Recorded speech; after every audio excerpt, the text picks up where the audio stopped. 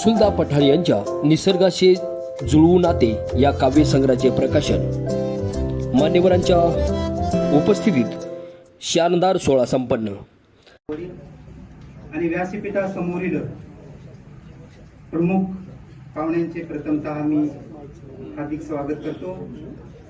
बालकुमार साहित्य संस्था ही उदगीरमध्ये मराठवाड्यातली पहिली स्थापना झालेली आहे आणि प्रथमतः अखिल भारतीय बालकुमार साहित्य संमेलन विभागीय साहित्य संमेलन घेण्याचा पहिलाच मान या संस्थेला मिळालेला आहे. ही संस्था 4थ्या वर्षामध्ये आज पदार्पण करत आहे. या संस्थेने सामाजिक सांस्कृतिक क्षेत्रात सहभाग नोंदवून मुलांसाठी निबंध स्पर्धा, रांगोळी स्पर्धा, चित्रकला स्पर्धा आजपर्यंत घेतलेल्या आहेत. तसेच आपत्तीग्रस्त, पूरग्रस्त आणि अनाथ दिव्यांग मुलांसाठी सुद्धा या संस्थेनं अनुदानाच्या रूपामध्ये वाटप केलेलं आहे. महाराष्ट्रामध्ये सर्वात जास्त रोख रक्कम देऊन पुरस्कार देणारी संस्था 5051. दरवर्षी 3 पुरस्कार दिले जातात. त्यातली मराठवाड्यातली ही एक पहिली संस्था आहे. येणाऱ्या काळामध्ये मुलांसाठी विविध स्पर्धा, कथा, पटकथा, गीतलेखन, संगीत, लोककला इत्यादी स्पर्धा आयोजन करायचं नियोजन या संस्थेने केलेलं आहे. पाठ्यपुस्तकातील लेखक, कवी, कलावंत यांना निमंत्रण देऊन लेखक आपल्या भेटीला हा प्रत्येक शाळेमध्ये उपक्रम राबवणे. तसेच राज्य शासनाने पुस्तकाचं गाव म्हणून भिलार गावची जी संकल्पना मांडलेली होती त्या धर्तीवर अखिल भारतीय बालकुमार साहित्य संस्था उदगीरची शाखा पुस्तकांचं बेट म्हणून आम्ही ती जाहीर करणार आहोत. रमेश अण्णाला ती माहिती आहे आणि जसं भिलार गाव आहे तसंच पुस्तकाचं बेट. आता बेट म्हणल्यानंतर गावची निवड कोणती आहे ते बेटावरून तुम्हाला कळलेलं असेल. हत्ती बेट ते आहे काम, ते अंतिम टप्प्यामध्ये आलेलं आहे. तसेच अखिल भारतीय बालकुमार साहित्य संस्थेचं अखिल भारतीय साहित्य संमेलन बालकुमार उदगीरला घेण्यासाठी आमची ही धडपड चालू आहे. मी मान्यवरांना विनंती करतो की संस्था उपक्रम आपलाच समजून, आपलीच संस्था समजून आपण सहकार्य करावं, मार्गदर्शन करावं याही पुढे ही अशी अपेक्षा करतो. विशेषतः राहुल भैयाला एक अशी मी विनंती करतो बालकुमारच्या वतीनं. भैया, प्रत्येक शाळेमध्ये साधील खर्च म्हणून एक विभाग असतो, त्याच्यामध्ये आमच्या रसुलदा पठाणचं एक पुस्तक असावं. कारण का तर आजच्या याच्यामध्ये लातूर जिल्ह्यामध्ये पहिल्यांदा डिजिटल स्वरूपामध्ये पहिलं पुस्तक निघालेलं आहे, ते आपल्या उदगीरचं आहे. ही एक मी अपेक्षा करतो. त्याच्यानंतर दादाला मी असं एक अजून एक आनंदाची गोष्ट सांगतो. दादा, या आपण साहित्यिकाला बोलून आणणं म्हणजे खूपच अवघड आहे. त्यातल्या त्यात शासनाचे 2 प्रतिनिधी असणारे इथं मिळतात. आज धनंजय गुडसुकर सर आहेत, महाराष्ट्राचे साहित्य संस्था मंडळाचे सदस्य आहेत, विलास निकर आहेत. त्यांनाही विनंती करतो की या संस्थेकडे थोडासा खारीचा वाटा का होईना उदगीरकडे थोडंसं झुकतं माप द्यावं आणि सगळ्यांचं आपलं सहकार्य लाभावं. दादा, आज तुमच्या पुस्तकाचं प्रकाशन आहे, ते आमच्या संस्थेचे कार्यवाहक आहेत आणि याच्यासाठी मी जास्त वेळ न घेता मी इथंच प्रस्तावित थांबवतो. सगळ्यांना आल्याबद्दल मी अध्यक्ष या नात्याने संस्थेचा स्वागत करतो. या निर्माणाच्या युगामध्ये आपला सुद्धा छोटासा खारीचा वाटा असावा अशी भावना घेऊन लिहिते झालेले कवी रसुलदा पठाण यांना विनंती करते की त्यांनी या निर्मिती मागील भूमिका स्पष्ट करावी. यानंतर लेखकाचे मनोगत रसुलदा पठाण सर.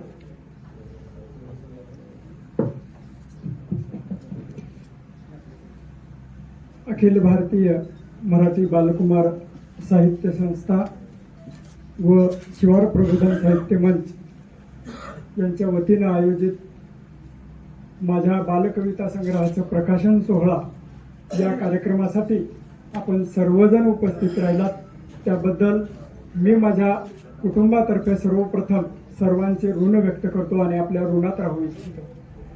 कारण माझ्यासारख्या सामान्य माणसावर एवढं प्रेम करून या ठिकाणी आपण सर्वजण उपस्थित राहिलात, हीच माझी सर्वात मोठी कमाई आहे. या कार्यक्रमाचे अध्यक्ष समर्थ शिक्षण संस्थेचे सचिव प्राचार्य प्रमोदजी चौधरी सर, या ठिकाणी कार्यक्रमाचे अध्यक्ष म्हणून उपस्थित आहेत. या कार्यक्रमाला आम्ही 4-5 महिन्यापासून म्हणजे विचार करत होतो. या कार्यक्रमासाठी आपल्याला 2 राज्यमंत्री दर्जा असलेली माणसं आपल्याला हवी आहेत आणि म्हणून आदरणीय संजयजी बनसोडे साहेब आणि राहुल भैया या दोघांच्या हस्ते आपण हा पुरस्काराचा प्रकाशन सोहळा घ्यावा असा आमच्या सर्व संयोजन समितीचा अट्टाहास होता. योगायोगाने आज भैया या ठिकाणी उपस्थित आहेत. बनसोडे साहेबांची प्रकृती थोडीशी ठीक नसल्यामुळे ते या कार्यक्रमाला येऊ शकले नाहीत. तसेच या कार्यक्रमाला प्रमुख अतिथी म्हणून ज्यांच्याकडे पाहत आम्ही बोलायलाही शिकलो आणि लिहायलाही शिकलो असे आदरणीय बसवराजजी पाटील नागराळकर साहेब, त्याचबरोबर रमेशांना अंबरखाने अण्णा, याचबरोबर ज्यांनी मला या साहित्याशी नाळ जोडली. उदगीरमध्ये आदरणीय ठाले पाटलांचा सत्कार सोहळा या ठिकाणी रामभाऊने आयोजित केला होता. त्या सत्कार सोहळ्याचे आम्ही साक्षीदार होतो आणि काम करणारी माणसं या साहित्य परिषदेला हवी आहेत म्हणून रामभाऊने त्या दिवशी मला साहित्य परिषदेचा सभासद करून घेतले, स्वतःच्या खिशातले पैसे घालून.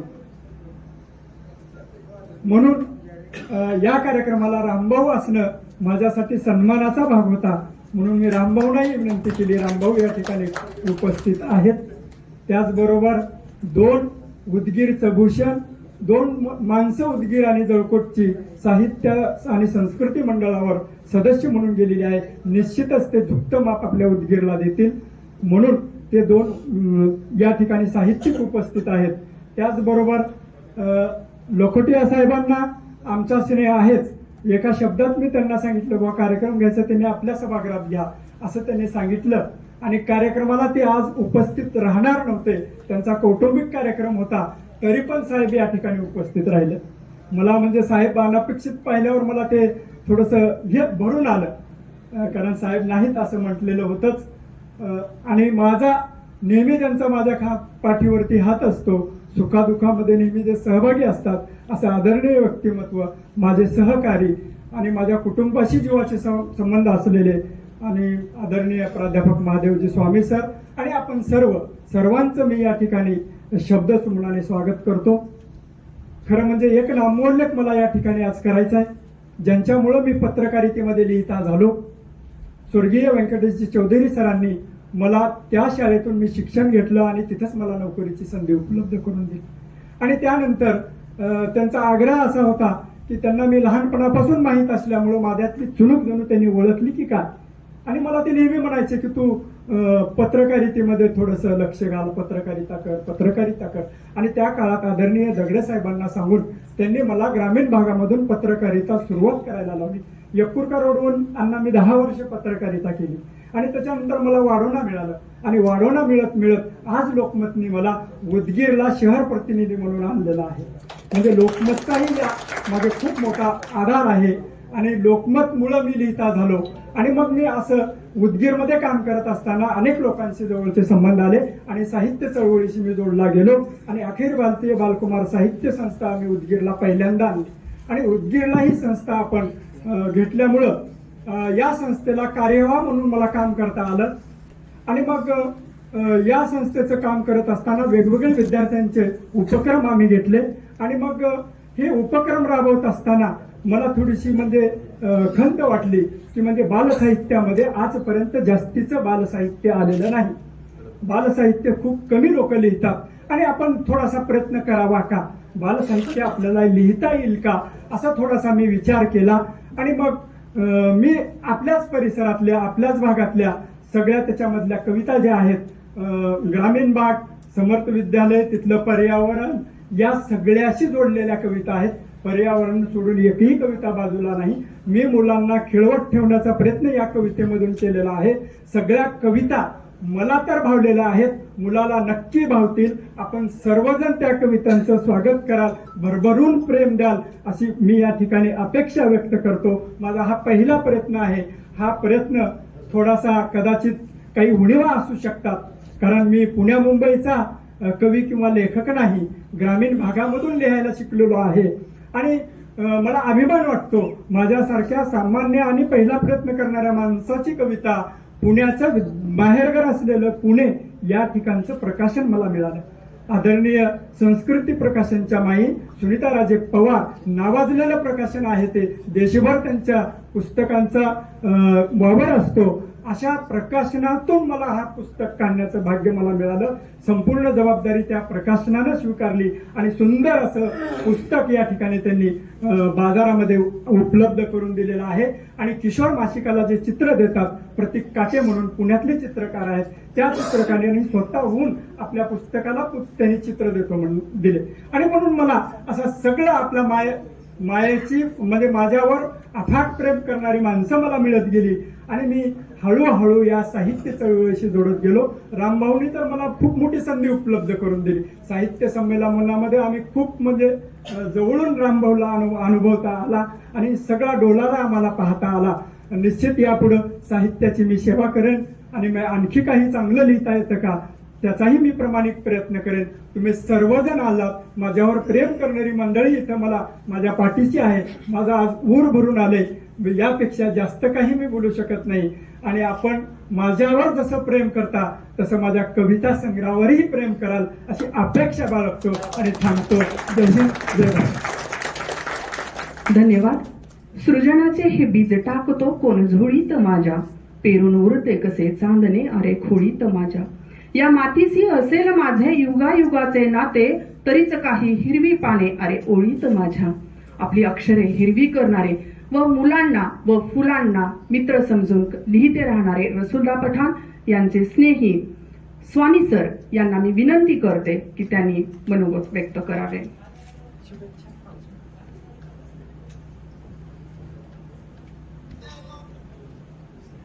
आदरणीय राहुलजी केंद्रेकर, आदरणीय बसवराजांना, आदरणीय रमेशांना, आदरणीय नकुटे साहेब, आमचे आदरणीय रामभाऊ, आमचे सर्वांचे मार्गदर्शक आदरणीय Pramod sir, Vilaji Singikar sir, Dhananjay Gusurkar sir आणि आज त्यांच्या पुस्तकाचं प्रकाशन सोहळा आहे अशी रसुल्ला पठाण सर व माझे सर्व या ठिकाणी असलेले मित्र व सहकारी. आज रसुल्ला पठाण आमचा परमस्नेही सहकारी, त्यासोबतच मित्र म्हणून आहे. आणि काही दिवसापूर्वी त्यांनी हे सांगितलं, जवळपास 1 वर्षापासून ही प्रक्रिया चालू आहे, त्यावेळेस सांगितलं की आपण एक काव्यसंग्रह बनवतो. त्या दिवशी मी त्याला म्हटलं होतं की रसूल, तुला जे लागते ते कर, सगळ्या प्रकारचा पाठिंबा मी देण्यास तयार आहे. आणि खरंच त्याने एक उत्कृष्ट काव्यसंग्रह या ठिकाणी निर्मिती केलं. याचा आम्हाला सार्थ अभिमान वाटतो याच्यासाठी की तो माझ्या विद्यालयातला सहकारी आहे. आणि ज्यावेळेस समर्थ विद्यालयामधील एखादा व्यक्ती काहीतरी चांगलं करत असतो त्यावेळेस पूर्ण समर्थ संकुल आमचे प्रमुख दिसतात की त्याच्या पाठीशी खंबीरपणे थांबतात आणि त्याच्या प्रत्येक गोष्टीमध्ये सहभागी होतात आणि त्याला सर्व प्रकारचं सहकार्य करण्याचा प्रयत्न करतात. आज या ठिकाणी सार्थ अभिमान वाटतो की माझ्या एका सहकार्याचं, माझ्या एका मित्राचं काव्यसंग्रह या ठिकाणी प्रकाशित होत आहे. त्याला माझ्या खूप खूप शुभेच्छा. आणि रसुल्ला, आपण असंच पुढे आणखीन करत जावं आणि तुमच्या प्रगतीमध्ये आमचंही नाव तेवढंच मोठं होणार आहे. या ठिकाणी मी तुम्हाला पुन्हा एकदा शुभेच्छा देतो आणि मी माझे 2 शब्द थांबतो. जय. धन्यवाद सर. खरे तर कोणत्याही लेखकाला अभिव्यक्तीसाठी लोकांत व सृजनस्फूर्तीसाठी एकांताची निकड असते. अभिव्यक्ती साकारात लोकांतात रमणारे व सृजनस्फूर्ती करत एकांताची निवड करत अविरत लिहिते राहणारे धनंजयजी कुडसूरकर यांना मी विनंती करते की त्यांनी या काव्यसंग्रहाला शुभेच्छा द्याव्यात.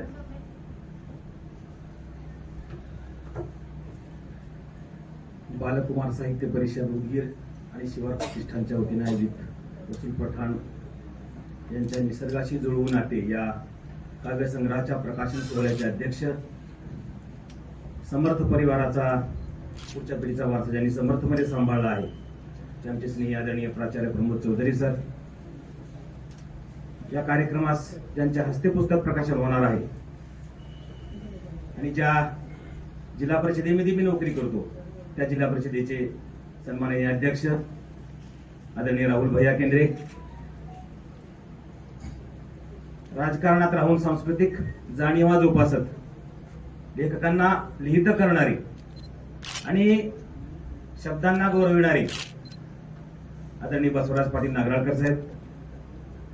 आपल्या लातूर जिल्हा परिषदेमध्ये यावेळेस आपलं सद्भाग्य असं आहे की दोन्ही टप्प्यामध्ये आपल्याला नेतृत्वाची संधी मिळाली.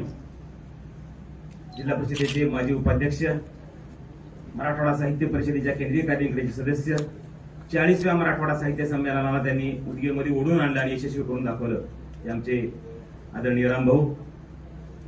माझ्यासोबत आदरणीय सांस्कृतिक क्षेत्रात सातत्यानं मार्गदर्शन करीत साहित्य संमेलनात आमच्यासोबत असणारे साहित्य संमेलनाच्या कार्यकारिणीचे सन्माननीय उपाध्यक्ष आणि सामाजिक क्षेत्रात आम्हाला सतत मार्गदर्शन करतात ते रमेश अण्णा अंबरखाने साहेब, या रुग्णालयाचे अध्यक्ष आदरणीय डॉक्टर रामप्रसाद लखुटिया साहेब. राज्य साहित्य संस्कृती मंडळावर मराठवाड्यातून केवळ दोघांना संधी मिळाली असताना ती उदगीर मतदारसंघालाच मिळाली. त्या मतदारसंघात माझे मंडळाचे सहकारी आणि महाराष्ट्रातील नामवंत साहित्यिक विलाजी सिंगीकर यांनी आता मनोगत व्यक्त केलं ते आदरणीय स्वामी सर, ज्यांचा कविता संग्रह प्रकाशित झाला तो माझा तरुण मित्र. तरुण हा शब्द मी जाणीवपूर्वक वापरतोय कारण रसूल पठाणी आता 50शीत पदार्पण केलेलं आहे. हे सांगून सुद्धा खरं वाटत नाही की रसूल पठाण 50 वर्षाचे आहेत आणि मला वाटतं रसूलदा 50शी मध्येच गेल्यावर चांगल्या प्रकारे बालकविता आपल्याला सुचतात. कारण त्यावेळी नातवंड वगैरे घरात म्हणजे आपल्याला थोडा स्थिर स्थळ होतो माणूस आणि तो प्रयत्न तुम्ही केलेला आहे. आता रसूलदा बोलताना म्हणाले की माझा हा पहिला प्रयत्न आहे. हे पुस्तक बघितल्यावर पहिला प्रयत्न आहे यावर विश्वास बसत नाही. एवढ्याच दर्जाच्या कविता आणि ज्या प्रकाशिकेने या कविता प्रकाशित केलेल्या आहेत. संस्कृती प्रकाशन, आपण पुण्याला जर कधी गेला सुनीताराजे पवार यांचं पाहिलं तर प्रकाशन कसं असावं याचा एक आदर्श उत्तम परिपाठ त्या प्रकाशनानं घालून दिलेला आहे. म्हणजे डिजिटल स्वरूपाच्या, म्हणजे आपण अलीकडे म्हणतो की वाचत नाहीत, मोठी माणसे वाचत नाहीत, मुलंही वाचत नाहीत. त्याचं सगळ्यात महत्वाचं कारण असतं की वाचण्यायोग्य आम्ही देतो का हा प्रश्न आहे. म्हणजे अक्षरांच्याही पातळीवर आणि निर्मितीच्याही पातळीवर. तर अक्षरांच्या आणि निर्मितीच्या पातळीवर हे पुस्तक अत्यंत दर्जेदार पुस्तक आहे हे निश्चितपणे मी सांगू शकतो. अत्यंत महत्वाची गोष्ट याच्यामध्ये काय होते की घरामध्ये बाळ जन्माला आलं की त्याचं बारसं कधी करावं असा आपल्याला प्रश्न पडला असतो. परंतु कधी मग आम्हाला तारीख मिळत नाही, कधी इकडे काहीतरी अडचण आली, दुसरी काहीतरी अडचण येते. त्या पुस्तकाच्या बाबतीत नेमकं तसंच झालं. म्हणजे आम्ही मागच्या वर्षी 14 नोव्हेंबरला म्हणजे बालदिन आपण पंडित नेहरूंच्या साजरा केला जातो आणि त्या दिवशी या पुस्तकाची निर्मिती आणि प्रकाशन व्हावा असा योग होता. मात्र कोरोनाचं संकट असेल, आणखी अन्य काही कारणं असतील, म्हणजे लांबत याचं बारसं लांबलं. परंतु बारसं लांबता काय झालं, या पुस्तकाचा सन्मान झाला. नायगावचा काही मिरेवाड ताईंच्या स्मरणार्थ दिला जाणारा पुरस्कार या पुस्तकाला जाहीर झाला आणि लोकांचा प्रश्न येऊ लागला पुस्तक कुठं आहे. म्हणजे या पुस्तकाचं भाग्य एवढं आहे की हे पुस्तक लोकांच्या हातात येण्याआधी गौरवास पात्र झालं आणि आज ते आपल्या पुढे त्या बाळाला आपण नामकरण याचं करतोय, म्हणजे याचं बारसं आज करतोय आणि या सगळ्यांच्या साक्षीने आपण करतोय. सगळ्यात महत्वाचं या पुस्तकाबद्दल आता बोलणार नाही कारण अनेक मंडळी बोलणारी आहेत. या पुस्तकाबद्दल लिहूनही बरंच आलेलं आहे, परंतु रसूल त्या व्यक्तिमत्वाबद्दल मी 2 मिनिट बोलून थांबणार आहे. म्हणजे आदरणीय चौधरी सरांना आठवत असेल की काय व्यंकटेश चौधरी पुरस्कार आपण दरवर्षी देतो आणि एका वर्षी पुरस्कारासाठी नाव जेव्हा सांगायचं चर्चा झाली आमची, तेव्हा नांदेडच्या नामांकित लेखिका आणि कवयित्री डॉक्टर वैशालीताई किनाळकर यांचं नाव सुचवलं. त्या कवयित्री आहेत म्हणून त्यांचं नाव सुचवलं नव्हतं. त्यांनी भ्रूण हत्येच्या क्षेत्रात जे काम केलेलं आहे त्यासाठी जे प्रामाणिक प्रयत्न केले आहेत त्या पुरस्कारासाठी आपण नाव सुचवलं. आणि मी ताईंना बोललो, सगळं फायनल झाल्यानंतर मी म्हटलं की पत्रिका देऊन आम्ही पाठवत आहोत आणि रसूलदा पठाण तिथे गेले. रसूलदा पठाणांनी तिथं पत्रिका दिली, ताईंशी बोलले आणि त्यानंतर मला वैशालीताईंचा फोन आला, अहो ते रसूल पठाण तेच आहेत का तुम्ही पाठवलेले. म्हणजे एवढी अस्खलित मराठी, एवढंच नम्रपणा बोलण्यातला, अक्षरातली जाणीव, आणि व्यक्त होण्याचा साधेपणा आणि तो प्रश्न मला त्यांना पडला. हा प्रश्न आपल्यापैकी अनेकांना पडतो. ज्यांना रसूल पठाण हे नाव फक्त माहित आहे, त्यांना रसूल पठाण हाच माणूस आहे म्हटल्यावर म्हणजे आश्चर्य वाटतं. असं आश्चर्य वाटणारा हा आपला मित्र, या मित्राचं कौतुक करावं तेवढं कमी आहे. कारण आता त्यांनी सांगितलं की मी पुण्यात जन्मलो नाही, रसूलदा पुण्यात जन्मलो नाही, ते बरं झालं. कारण पाणी आलं आता पुण्या मुंबईकडे, आता आपल्याला इकडे थांबावं लागणार आहे.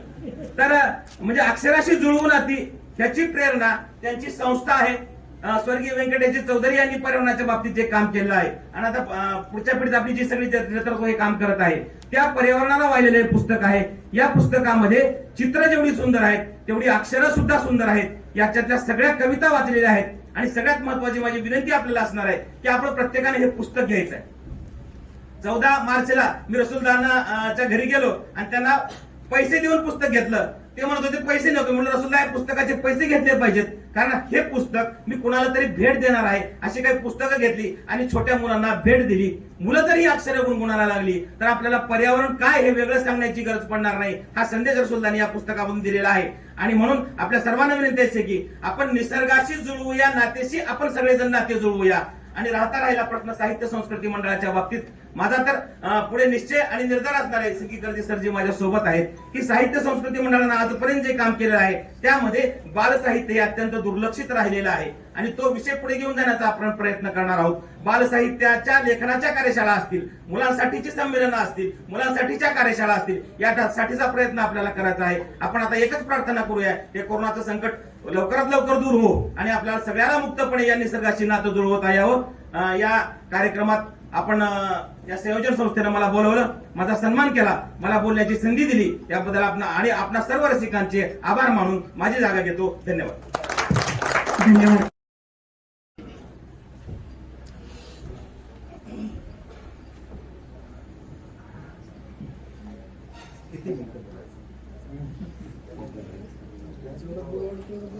कथाकाराला मर्यादा न दिलेल्याच बऱ्या.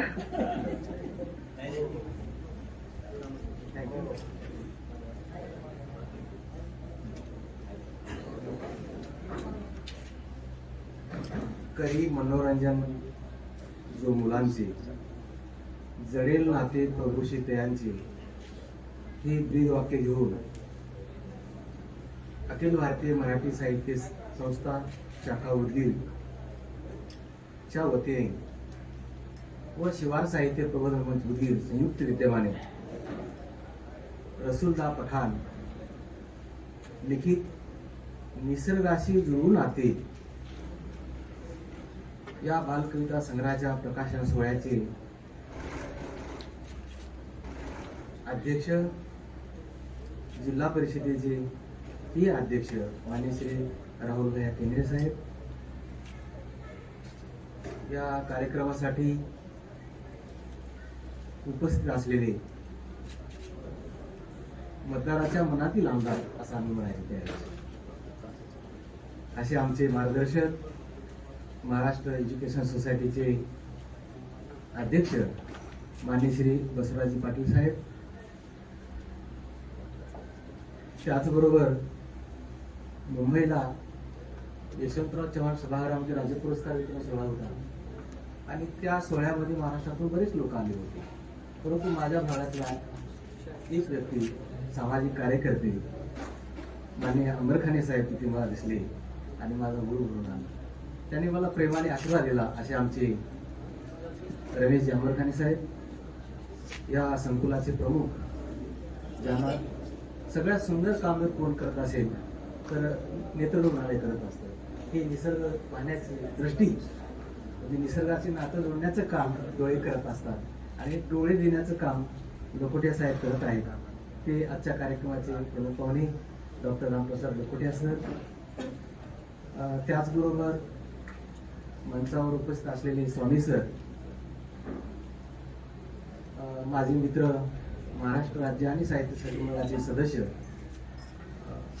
स्तंभलेखक धनंजय उरसुरकर सर, चौधरी सरांचे नातेवाईक प्रमोदित चौधरी सर. सर, तुमच्या वडिलांचे आणि आमचे स्नेह होते. 30 वर्षापूर्वी तुमच्या शाळेमध्ये एका कार्यक्रमासाठी आलो होतो. सर अभ्यास मंडळाचे सदस्य होते आणि त्यांनी मला खास त्या शिबिरासाठी बोलवलं होतं. असे आपले ऋणानुबंध आहेत. आपण रसूलदाना जोपासताय, वाढवताय, आपणही उपस्थित आहात. त्याचबरोबर मी मुद्दाम एक नाव पाठीमागे ठेवलेलं होतं आणि ते म्हणजे रामभाऊ तिरुके. सर तिरुके सर तुमचा माझा परिचय कधी झाला काय माहिती नाही पहिल्यांदा. कधी भेट झाली ती काय आठवत नाही असेल, बरोबर ना शाहीर? परंतु माणूस म्हणून खूप मोठा आहे हे मला माहिती होतं. म्हणजे साहित्यिक आहेत, साहित्यिक का राजकारणी असाच प्रश्न मला त्या काळात पडला. इतकं सुंदर बोलू शकतात आणि राजकारणात पण ते सदावार आहे. आम्ही एका संस्थेमध्ये काम करतोय, मराठवाडा साहित्य परिषदेचे आम्ही केंद्रीय कार्यकारी आहोत. रामभाऊने 40वे अखिल भारतीय मराठी 40वे मराठवाडा साहित्य संमेलन घेतलेलं आहे आणि 95वे अखिल भारतीय मराठी साहित्य संमेलन घेण्यासाठी आमच्या केंद्रीय कार्यकारिणीमध्ये त्यांनी मागणी केली. सर एका वर्षी 50 लाख आमच्या मंडळातर्फे दिले जातात. आम्ही दोघे जण आहोत त्या मंडळामध्ये. जरी ते 50,000 आता रुपलेले असले तरी मी त्या वरच्या आमच्या ज्येष्ठांच्या वतीने मी बोललो या बाबतीमध्ये. आपण जर अखिल भारतीय मराठी साहित्य संमेलन घेतलं, ते जरी स्थगित झालं असलं तरी 50 लाख आम्ही दोघे मिळून आणि वरिष्ठांचं मार्गदर्शन घेऊन आम्ही तुम्हाला देण्याचा प्रयत्न करू. हे साहित्यातला राजकारणी म्हणून नाही बोलत, साहित्यातला राजकारणी म्हणून नाही बोलत. प्रामाणिकपणे मी ह्या भागाचा आहे, इथलं मी खाल्लेलं आहे, इथं वाढलेलो आहे, इथे शिकलेलो आहे आणि त्याचं ऋण म्हणून आपण फेडण्याचे काम करू. आमचे जे अध्यक्ष आहेत ते आम्हाला मानतात, आमचा शब्द मानतात आणि ते आम्हाला नक्कीच विरोध करणार नाहीत. असे आमचे मार्गदर्शक रामभाऊजी तिरुके ह्या कार्यक्रमासाठी आवर्जून उपस्थित असलेले, अहोरात्र झटत असणारे महाराष्ट्रातील सुप्रसिद्ध गीतकार, नदीचा घाट ही अतिशय सुंदर लावणी लिहिणारे प्राध्यापक रामदास केदार सर, या बालकुमार साहित्य परिषदेचे सदस्य लक्ष्मणजी बेवडे सर, आमचे ज्येष्ठ पत्रकार VS कुलकर्णी सर, माझे सहकारी मित्र प्रसिद्ध कथाकार अंबादास केदार, ज्येष्ठ कवी ज्ञानेश्वर अंडोळीकर सर, माझे बंधू शाहीर रामको शिंगेकर, प्राध्यापक मध्यवाड सर, ज्येष्ठ पत्रकार Moti Pawale sir, Chimankar sir, Yuvrajji Dhotre sir, पुण्या मुंबईच्या सूत्रसंचालकाला लाजवत असं सूत्रसंचालन करत असलेल्या आमच्या भगिनी अनिताजी अल्मेटे, माझे कवेरी मित्र प्राध्यापक चंद्रशेखर मलकमपट्टे सर, सौ मोरेताई आहे तिथे, त्याचबरोबर दीप्ताई डोळे, सर्व साहित्य रसिक बांधवांनो, बंधू भगिनी आणि पत्रकार मित्रांनो, मला प्रश्न पडला, तुझं कळले का रे मी आले, प्राजक्त तापरी भाव लाजरी दोरून पडले. इथे महानुभावपंत बसलेले आहेत आणि त्यांच्या समोर बोलणं थोडस मला अस्वस्थ करत आहे. परंतु रसूलदाच्या बाबतीमध्ये बोलायचं म्हटलं तर त्यांचं हे पुस्तक आहे. तर मी सुद्धा बालसाहित्यिक आहे, मी पण कविता लिहिल्या आहेत, पण रसूलदा मी खरं सांगतो एवढ्या चांगल्या कविता लिहिल्या नाही. निसर्गाशी जुळून राहते. संत तुकाराम महाराजांनी म्हटलेलं आहे, वृक्षवली आम्हा धन सळे वंचले. खरं तर हे निसर्गाचं धन तुम्हाला सापडलेलं आहे. या पुस्तकाचं जर आपण मुखपृष्ठ पाहिलं तर लहान मुलांनाच नाही तर म्हणजे प्रौढामध्ये सुद्धा एक लहान बालक दडलेला असतो आणि तो लहान बालक ह्या पुस्तकाला नक्कीच टाकणार आहे. लहान मुलं तर हे घेतील, हे पुस्तक वाचल्यानंतर लहान मुलं गुणगुणतील, नाचतील, गातील, अशा पद्धतीचं हे पुस्तक आहे. या पुस्तकाच्या मुखपृष्ठावर छान छान पक्षी आहेत, त्याचबरोबर एका मोठ्या दगडावर एक मोर बसलेला आहे आणि विशेष याच्यात मी भावलेली गोष्ट काय असेल तर पलीकडे वाघ दाखवलेला आहे एका झाडाखाली आणि इकडे मुले पाण्यात उड्या. कौतुक करण्यासारखी गोष्ट ही आहे की त्यांनी थोर शिक्षण वर्षी व ज्येष्ठ परिणामवादी स्वर्गवासी व्यंकटजी चौधरी सरांच्या समर्थीस आपण केलेलं आहे. ही अतिशय मनाला भावणारी गोष्ट आहे, अतिशय जिव्हाळ्याची गोष्ट आहे. कारण यांच्याबद्दलची जे कृतज्ञ आहे, यांच्या वडिलाची असेल किंवा यांची असेल, तुम्ही 2 पिढ्या यांना सांभाळता आणि ही खूप मोठी गोष्ट आहे आणि त्याची उत्तर आहे म्हणून सरांनी हे पुस्तक आपण केलेलं आहे. आपण जेव्हा अंतरंगामध्ये जातो तेव्हा रसूलदाचं मनोगत आहे आणि सुनीलराजे पवार यांचं पण सजन पंकाशी मुशाफिरी असं थोडंसं मनोगत आहे. त्यानंतर अनुक्रम आणि पुस्तकं या कविता असं आपल्याला पाहायला मिळतं. पुस्तकामधल्या कविता वाचण्यापेक्षा मी रसूलदावर एक 2-3 वाक्य आणलेले आहेत, 2-3 टिपणं आहेत, तेवढे ते मी आपल्यासमोर ठेवणार आहे. कारण कविता तर चांगल्या आहेतच, त्यातली चित्रही बोलकी आहेत. कारण दृकश्राव्य माध्यम हे शिक्षणावर अतिशय प्रभावी असतं. तुम्ही कितीही सुंदर कविता लिहिली असेल तर वाचून नाही समजत, जेवढी ती पाहून कळते, समजते. आणि म्हणून चित्र किशोरमध्ये जे चित्र काढतात त्यांनी काढलेली चित्र आहेत, म्हणजे हे अतिशय देखणी चित्र आहेत. जसं पिकासोनी चित्र काढलेलं होतं किंवा एवढे खुशेंचे चित्र आहेत, त्या धाटणीचे चित्र ह्या कवितेला दिलेले आहेत. रसूलदार पठाण हे नाव साहित्य क्षेत्रातील एक निस्पृह नाव आहे. निष्कलंक आणि निरपेक्ष भावनेने काम करणारा हा व्यक्ती आहे. पठाण म्हणजे एक प्रतिभासंपन्न लेखक आणि वाचक एवढंच नाही तर ते वृत्त संस्थेमध्ये पत्रकार आहे. हा एक चांगला माणूस आहे. त्याचबरोबर त्याने आपली एक वेगळी ओळख निर्माण करून दिलेली आहे. एक बाप म्हणून मुलं घडवणं कितीतरी आवड आहे. आज श्रीमंत लोक आपल्या मुलांना बाहेर ठेवत आहेत, परंतु रसूलदाने अमराठी असून सुद्धा कोणीतरी म्हणाल कुलकर्णी वाटतात म्हणून, त्याच्याही पलीकडे त्यांनी काम केलेलं आहे. आपण कुलकर्णी देशपांडे यांना नावं ठेवतो, परंतु त्यातले काही गुण घेता येतात का हे पाहूया. आणि ते गुण घेण्याचं काम रसूलदाने निश्चितच केलेलं आहे. रसूलदा पठाण यांनी आपले मुलं पायावर उभा केले आहेत. शास्त्रज्ञ करणे ही साधी गोष्ट नाही, आपल्या मुलांना घडवणं ही खूप कौतुकाची गोष्ट आहे. त्याचबरोबर त्यांचं व्यक्तिमत्व जर पाहिलं तर साधा माणूस आहे. ना कपड्याचा सोस, ना गाडीचा सोस, ना उच्च पदाचा सोस. आपण 40व्या मराठी साहित्य संमेलनामध्ये पाहिलं, आपण कोणतेही काम सांगा की लहान मुलासारखं आज्ञाहारपणे काम करणारा माणूस आहे. आता ही अखिल भारतीय मराठी साहित्य चळवळ आहे. दरवर्षी महाराष्ट्र राज्य साहित्य साक्षर मंडळ सर 30 संस्थांना हे पैसे देतं, अखिल भारतीय सोडून. तर 2 लाख रुपये देतात. तर आम्ही तो पण प्रयत्न करू. म्हणजे आम्ही काही मोठे नाही, आम्ही पहिल्यांदा तिथं जातोय, अभ्यास करतोय याचा. परंतु मी ज्या आमच्या अध्यक्षांना बोललो आहे, मोरे सरांना, तर ते म्हणाले काय हरकत नाही, आपण मदत करू असं ते मला. माझ्याकडे 3 जण आले होते, रसूलदा, बेंबडे सर आणि केदार सर. ते म्हणाले आम्हाला अखिल भारतीय बालकुमार साहित्य संमेलन घ्यायचं आहे. परंतु आता प्रश्न असा आहे रामभाऊ, की रामभाऊने मोठं शिवधनुष उचललेलं आहे. अखिल भारतीय मराठी साहित्य संमेलन बहुतेक भाऊंचा शब्द महामंडळ मोडत नाही असा माझा आत्मविश्वास आहे. आणि मग 2 शिवधनुष्य कसे पेलायचे याचा नक्की विचार करा. त्याचबरोबर बालसाहित्य कसे लिहावे हे रसूलदा आपण शिकावे. कारण संस्कारक्षम कविता त्या कमी असतात आणि रसूलदाने ही दोन्ही कामं साधलेली आहेत. एक तर मुलांचं मनोरंजन केलेलं आहे आणि मनोरंजन करत करत मुलावर संस्कार पण केलेले आहेत. आणि संस्कारक्षम कविता लिहिणं आजकाल कमीच लोकांना जमतं. महाराष्ट्रामध्ये बालसाहित्य लिहिणारे खूप कमी लोक आहेत. कारण त्या मुलांच्या बालमनामध्ये जाऊन त्यांची भाषा समजून घेऊन लिहिणं ही कठीणच गोष्ट आहे. मी खरं तर कथाकार आहे, परंतु रसूलदा तुमच्यासारख्यांची पुस्तकं वाचून मी बालसाहित्याकडे वळलो आहे. म्हणजे बालसाहित्य हे लिहिणं ही सर्जन आहे, त्याचबरोबर ती कला पण आहे. कुणाला पण लिहिता रलाट असं नाही लिहिता येत. त्यातनं काहीतरी आपल्याला मेसेज द्यावा लागतो, संदेश द्यावा लागतो, तेव्हा बालसाहित्य सफल झालं असं आपण म्हणतो. म्हणजे मराठी भाषेवर आता इंग्रजी भाषेचा प्रभाव आहे. अध्यक्ष महोदय, सर्व मुलं इंग्रजीकडे, मराठीचे प्राध्यापक असतात, बोलतात मराठीवर.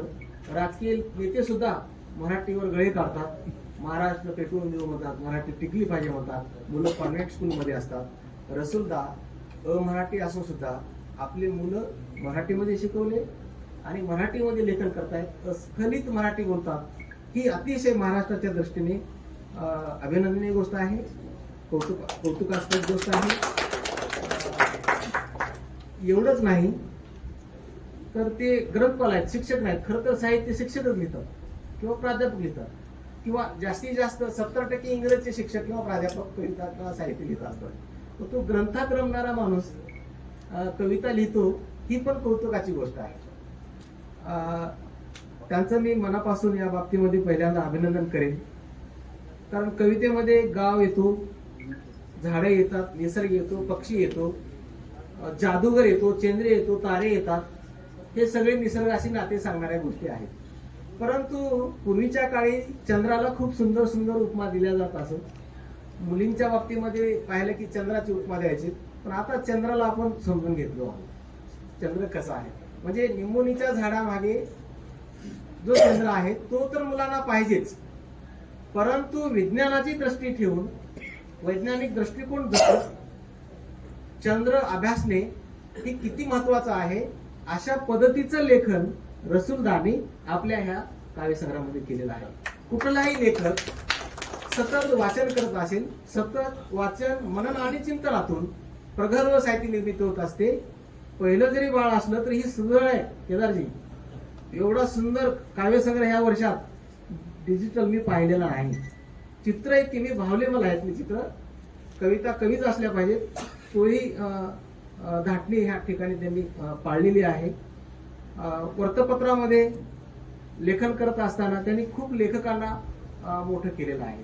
स्वतः प्रसिद्धीपासून दूर असतो माणूस, प्रसिद्धीच्या क्षेत्रामध्ये राहून सुद्धा हा माणूस अतिशय दूर आहे.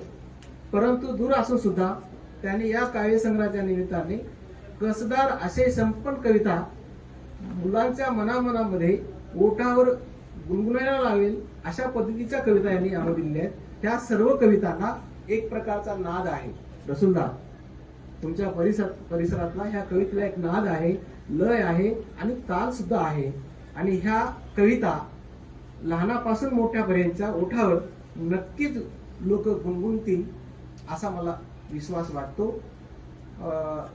याचा आणखी एक महत्वाचा मुद्दा मला सांगायचा असा आहे की रसूलदानी ज्या कविता लिहिल्या आहेत ह्या न कळत सहज माणसाच्या मनावर, मुलांच्या मनावर संस्कार करत असतात. काही लेखक जाणून बुजून संस्कार करण्यासाठी कविता लिहितात, पण रसूलदानी हे कटाक्षाने टाळलेलं आहे.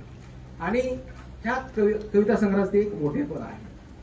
म्हणजे स्वतःचं स्वातंत्र्य जपत जपत इतरांचं पण स्वातंत्र्य कसं जपावं अशा पद्धतीच्या ही कविता. म्हणजे या कवितेतला जर आपण अनुक्रम पाहिला तर आईवर ती कविता आहे. आज आई आपण पाहतो शहरामध्ये एका कोनाड्यात पडलेली आहे किंवा वर्धाश्रमामध्ये आहे, परंतु आईची महती सांगणारी अतिशय सुंदर कविता रसूलदानी या ठिकाणी लिहिली आहे. चिमणी, खोपा, पक्षी हे तर असतातच, परंतु आपण जे जीवन जगतो, ज्या जीवन जाणीव आपल्या समृद्ध करतात, ते आजी सुद्धा ह्या कवितेमध्ये, या कविता संग्रहामध्ये त्यांनी रेखाटलेली आहे. म्हणजे बालकुमारांची गट्टी ही नातेसंबंधाशी कशी जुळलेली आहे हे यांनी यामध्ये सांगण्याचा आटोकाट प्रयत्न केलेला आहे. एकतर कविता बोबड्या बोलात लिहिल्या जातात किंवा सहज सुंदर, जसं भ्रमर एका फुलावरून दुसऱ्या फुलावर फिरत असतं, तसं ह्या कविता एका मनातून दुसऱ्या मनामध्ये नक्कीच रुजी घालणारे आहेत. आज जे काय महाराष्ट्रामध्ये बालसाहित्यिक आहेत, म्हणजे ज्येष्ठ बालसाहित्यिक सुरेश सावंत आहेत आणि एकनाथ आवाड, विद्या सुर्वे गोरसे आहेत, रामदासजी केदार आहेत, आबा महाजन आहेत, असे बरेच लेखक आहेत. त्या धाटणीच्या या कविता मला दिसतात. महाराष्ट्रामध्ये कोरोनाचा काळ असताना सुद्धा रसूलदानी हे सर्जन जपलेलं आहे. या कविता एकाच विषयावर केंद्रित नसून जरी निसर्गाचे नातं जोडलेले असल्या तरी निसर्गातले वेगवेगळे पैलू त्यांनी ह्या कवितेमध्ये सशक्तपणे लिहिलेले आहेत, मांडलेले आहेत. मी त्यांच्या भावी वाटचालीस हार्दिक आभाळावर शुभेच्छा देतो. वास्तवाला कल्पना आणि रम्यतेची जोड देऊन त्रंत आणि शैलीच्या साह्याने शब्दबद्ध केलेला हा काव्यसंग्रह म्हणजे निसर्गाशी जुळून राहते आहे. त्यांना लाख लाख शुभेच्छा देतो. आपण हे सर्जन जपावं. तुम्ही खूप मोठे व्हा, तुम्हाला दीर्घायुष्य लाभो आणि ह्या काव्यसंग्रहाला पुन्हा एकदा शुभेच्छा देऊन थांबतो. आपण मला बोलावला, सत्कार केला, मी आपल्या ऋणात नक्कीच राहील. धन्यवाद. धन्यवाद सर. खरे तर तिमिरातून तेजाकडे नेणाऱ्या प्रार्थना ज्यांना अवगत असतात त्यांनाच पंथाचे मोल माहीत असते. मी, माझे कुटुंब, माझी प्रगती. उपस्थित असलेले कार्यक्रमाचे अध्यक्ष समर्थ एज्युकेशन सोसायटीचे सन्माननीय सचिव प्राचार्य प्रमोद चौधरी सर, मंचावर उपस्थित असलेले त्या काव्यसंग्रहाचे त्यांच्या हस्ते प्रकाशन होत आहे ते लातूर जिल्हा परिषदेचे तरुण आणि तडफदार असे अध्यक्ष राहुलजी केंद्रे, मंचावर उपस्थित असलेले ज्यांच्याबद्दल अनेकांनी अत्यंत आदरयुक्त अशा भावना व्यक्त केल्या, ते साहित्याच्या क्षेत्रात वावरत असलेले राष्ट्रवादी काँग्रेस पक्षाचे प्रदेशाचे सरचिटणीस तथा महाराष्ट्र एज्युकेशन सोसायटीचे सन्माननीय अध्यक्ष बसवराज पाटील नागराळकर साहेब, साहित्याच्या क्षेत्रातल्या अनेक नवोदित लेखकांना, कवींना सतत प्रोत्साहन देणारे आदरणीय प्रसिद्ध उद्योजक असलेले रमेशांना अंबरखाने, मंचावर उपस्थित असलेले ज्यांनी आता आपल्या सगळ्यांच्या समोर मनोगत व्यक्त केले, ते राज्याच्या कमिटीवर असलेले दोन्हीही मान्यवर विलास सिंदगीकर सर, धनंजय गुणसुरकर सर, प्राध्यापक महादेव स्वामी सर, या ठिकाणी उपस्थित असलेले आदरणीय ज्यांनी सुंदर असं सभागृह या चांगल्या कार्यक्रमासाठी उपलब्ध करून दिलं आणि आपल्याला शब्दही दिला की याही पेक्षा अजून चांगलं सभागृह मी करून अशा चांगल्या उपक्रमासाठी मोफत देणार आहे, असं ज्यांनी सांगितलं ते आदरणीय डॉक्टर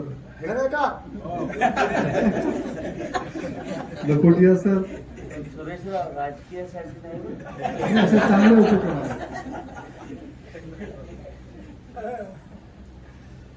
आणि या ठिकाणी उपस्थित असलेले सर्व पत्रकार, सर्व साहित्यिक, साहित्य रसिक, संगीताचा संच या ठिकाणी जो उपस्थित आहे तो त्यातले सर्व बंधू भगिनी, उपस्थित सर्व मान्यवर बंधू आणि भगिनींना खर तर माझ्या अगोदर अनेकांनी सांगितलं, अमराठी असून कोणी म्हटलं, कोणी रसूल पठाणला रसूल कुलकर्णी म्हटलं, पण या क्षेत्रासाठी धर्माच्या, जातीच्या, वर्णाच्या साऱ्या भिंती भेदून मराठी साहित्य विश्वात ज्यांनी उत्तुंग अशी भरारी मारली. खरं तर असं म्हटलं जात आहे की संत कबीराने एके ठिकाणी म्हटलेलं आहे, जाती न पूछो साधू की पूछ लीजिए ज्ञान, जाति न पूछो साधु की पूछ लीजिए ज्ञान, मोल करो तलवार का पड़ी रहने दो म्यान. याप्रमाणे या साऱ्या भिंती भेदून डॉक्टर युम पठाण यांनी मराठीची जी सेवा केली, त्या डॉक्टर युम पठाणाच्या नंतर हा आमचा रसूलदा पठाण. अत्यंत सुंदर असं लिखाण, अत्यंत नम्र असा भाव, मनाला निर्मळ असलेला माणूस, अतिशय प्रामाणिक असलेला एक लायब्ररियन. किती उपाध्या द्याव्यात या रसूलदा पठाणच्या बाबतीत. गेल्या 20 वर्षापासून मी त्या रसूल पठाणला अनुभवतोय. नेहमी हवा हवा वाटणारा हा माणूस. विलास सिंदगीकरांनी सांगितलं की मी एवढ्या चांगल्या कविता लिहू शकलो नाही, हे म्हणायला सुद्धा मन लागतं. आपल्या सहकार्याचं कौतुक करायला सुद्धा मन लागतं. ते मन तुम्ही या ठिकाणी दाखवला, त्याबद्दल तुम्हाला मी या ठिकाणी धन्यवाद देणार. आणि मला वाटतं आता कोणीतरी सांगितलं, आमच्या अध्यक्षांकडे विनंती केली की हा कविता संग्रह जिल्हा परिषदेतल्या सगळ्या शाळांमध्ये तुम्ही घ्या. उदगीरच्या मातीत अनेक मोठमोठे साहित्यिक आहेत, प्रतिभावंत आहेत. एकापेक्षा एक दर्जेदार असं साहित्य लिहिलं, कविता लिहिल्या. हा प्रयत्न अध्यक्ष तर करतीलच. हे करत असताना मी तुमच्या सोबत आहे. पण एक गोष्ट मात्र नक्की या ठिकाणी करण्यासाठी 100% मी प्रयत्नशील राहील. आता येणाऱ्या सर्वसाधारण सभेत जिल्हा परिषदेच्या राज्य शासनाकडे आपण आग्रह धरू की एवढं दर्जेदार लिखाण करणाऱ्या रसूलदा पठाणची एक तरी कविता अभ्यासक्रमात आली पाहिजे, यासाठी आम्ही त्या ठिकाणी निर्णय घेतो. आणि योगायोगाने तुम्ही दोघे जण आहातच. मराठवाडा साहित्य परिषदेच्या केंद्रीय कार्यकारिणीचा सदस्य म्हणून काम करण्याची संधी इथं उपस्थित असलेल्या आपल्या सगळ्यांनी माझ्यासारख्या कार्यकर्त्याला दिली. वाढप्या आपला असला पाहिजे. जसं की आता विलास शेंदगीकर आणि धनंजय गुळसुरकर हे चांगली माणसं त्या कमिटीवर गेलेली आहेत. रामदास केदारांनी उल्लेख केला की त्यांनी आता उदगीरकडे काहीतरी बघावं. उदगीरच्या साहित्यिकांना ऊर्जा मिळेल असं काहीतरी त्यांनी या ठिकाणी करावं अशी अपेक्षा व्यक्त केली आणि निश्चितच ते त्यासोबत राहतील. तर माझ्यासारख्या कार्यकर्त्याला संधी दिल्यानंतर 40वे मराठवाडा साहित्य संमेलन जे कधी आम्ही जन्मलोही नव्हतो तेव्हा एकदा आपल्या उदगीरमध्ये झालं होतं असं आम्ही ऐकलं. पण लातूर जिल्ह्यात एकदाही अखिल भारतीय मराठी साहित्य संमेलन झालं नाही. मी विलास सिंदगीकर केंद्रीय कार्यकारिणीचे सदस्य, परवा आमची बैठक झाली.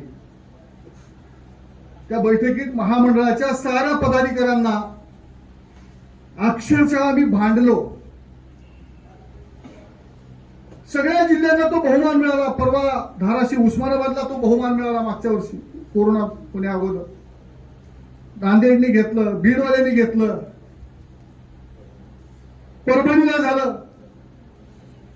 पण अखिल भारतीय साहित्य संमेलन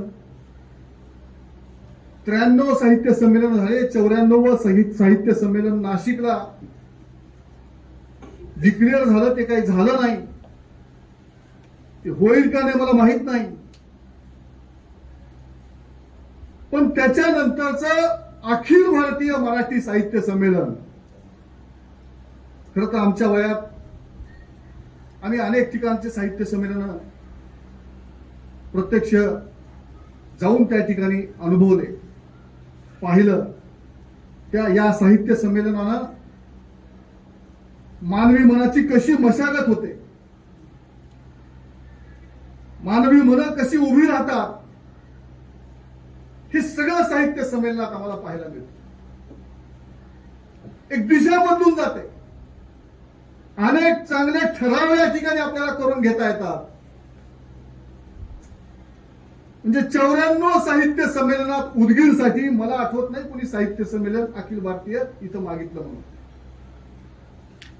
जर आम्ही हे मागितलं नाही तर आमची पिढीच काय, अजून पुढची किमान 100-200 वर्ष अखिल भारतीय मराठी साहित्य संमेलन उदगीरला होईल का नाही, फार मोठं प्रश्नचिन्ह आमच्यासारख्या कार्यकर्त्यांच्या समोर आहे. आणि मागणी केली आहे. तुम्ही सगळ्यांनी समर्थपणाने 40व्या मराठवाडा साहित्य संमेलनासाठी जी साथ दिली, ती साथ गृहीत धरून 95 अखिल भारतीय मराठी साहित्य संमेलन आमच्या उदगीरमध्ये आम्हाला भरवायचं आहे अशी मागणी केली आहे. निश्चितच ते मिळेल अशी अपेक्षा आपण व्यक्त करू. खरं तर रसूलदा पठाण यांचा आज आपल्याला एक त्यांची कविता चांगली ही आपण त्या महामंडळाकडे देऊ. त्यातली जी दर्जेदार असेल, फक्त जिल्हा परिषदेला दिलं तर जिल्हा परिषदेतल्या 1284 शाळांमध्ये आम्ही देऊ शकू. पण जर आपल्या अभ्यासक्रमामध्ये रसूलदा पठाणची एखादी कविता लागली तर जिल्ह्यातच नाही तर सबंध महाराष्ट्रभर आपला उदगीरचा एक लेख कवी त्या ठिकाणी पोहोचेल. विलास सिंदगीकरांच्या बद्दलचा आमचा अभिमान, तसा आमचा रसुल्ला पठाण, हे सगळे आमच्या या उदगीरकरांचं भूषण आहे. आणि आपण सर्वजण या साऱ्या बाबतीत सकारात्मक राहूया एवढी विनंती आजच्या निमित्ताने करतो. आपण सर्वजण या ठिकाणी उशीर झाल्यानंतरही एवढ्या मोठ्या संख्येने उपस्थित आहात, याचा मनापासून आनंद झालेला आहे. तेव्हा सर्वांनीच पुढच्या काळात जी काही कुठली कार्यक्रम होणार आहेत त्या कार्यक्रमाला आपण सर्वांनी उपस्थित राहत जावं एवढी एक नम्र अपेक्षा व्यक्त करतो आणि थांबतो. धन्यवाद. धन्यवाद भाऊ. जग जिंकण्याची परिभाषा व परी काय असतो हे सांगता येत नसले तरी या मोहिमेचा प्रवास मात्र स्वतःपासून सुरू होतो हे नाकारता येत नाही.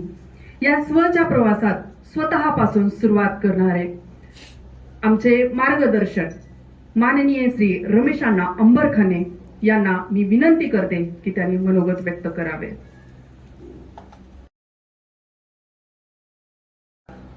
दिग्गज राजकारणी आहे. आता पंचायत माझी आणि लखोटे काय बोलावं, कवितेवर बोलावं, शिंदे साहेबांनी बोलून टाकले, रसूल साहेबांनी बोलावं, सगळंच सगळ्यांना बोलून टाकले. मग आता आम्ही बोलावं का? पहिलेच बोलायची पंचायत आपली लखोटे. असो, हे खरंच तुम्ही आपले सगळेच माणसं आहात. आणि विषय रसूलला एवढं चांगलं घेतलंय, निवडलंय की निसर्गाशी जुळवू नाते. आणि आत्ताच्या काळामध्ये जो निसर्गावर अन्याय होत आहे आणि जो पोल्युशनचा पर्यावरणाचा प्रश्न निर्माण झालेला आहे, ते खरं म्हणजे हे आपल्या सर्वांची चूक आहे. आपण आज सगळे 50, 60, 65 वर्षाचे लोक आहोत. नवीन पिढी नक्की झाडं लावायला लागली, पण मधल्या काळात आपण आपलं कर्तव्य केलं नाही. कुठेतरी आपण ही चूक केलेली आहे आणि ती आपल्याला आता भरून काढायची आहे. आणि निसर्गाचं किती महत्व आहे आणि निसर्ग आता जर जगापुढे बरेचसे प्रश्न आहेत, पण मागच्या 20 वर्षामध्ये पर्यावरण हा एक विषय फार बिकट होत चाललेला आहे. जगाचं तापमान जसं जसं वाढत जाईल तसं तसं जग हे धोक्यात येणार आहे. आणि आम्हाला पुढची पिढी विचारत आहे की वो आम्ही कशासाठी शिकायचं आणि काय करायचं. जर तुम्ही आम्हाला चांगलं जगच देणार नाही, तुम्ही बंगले देताल, गाड्या देताल, घोड्या देताल, पण हवामान नाही, हवा चांगली नाही.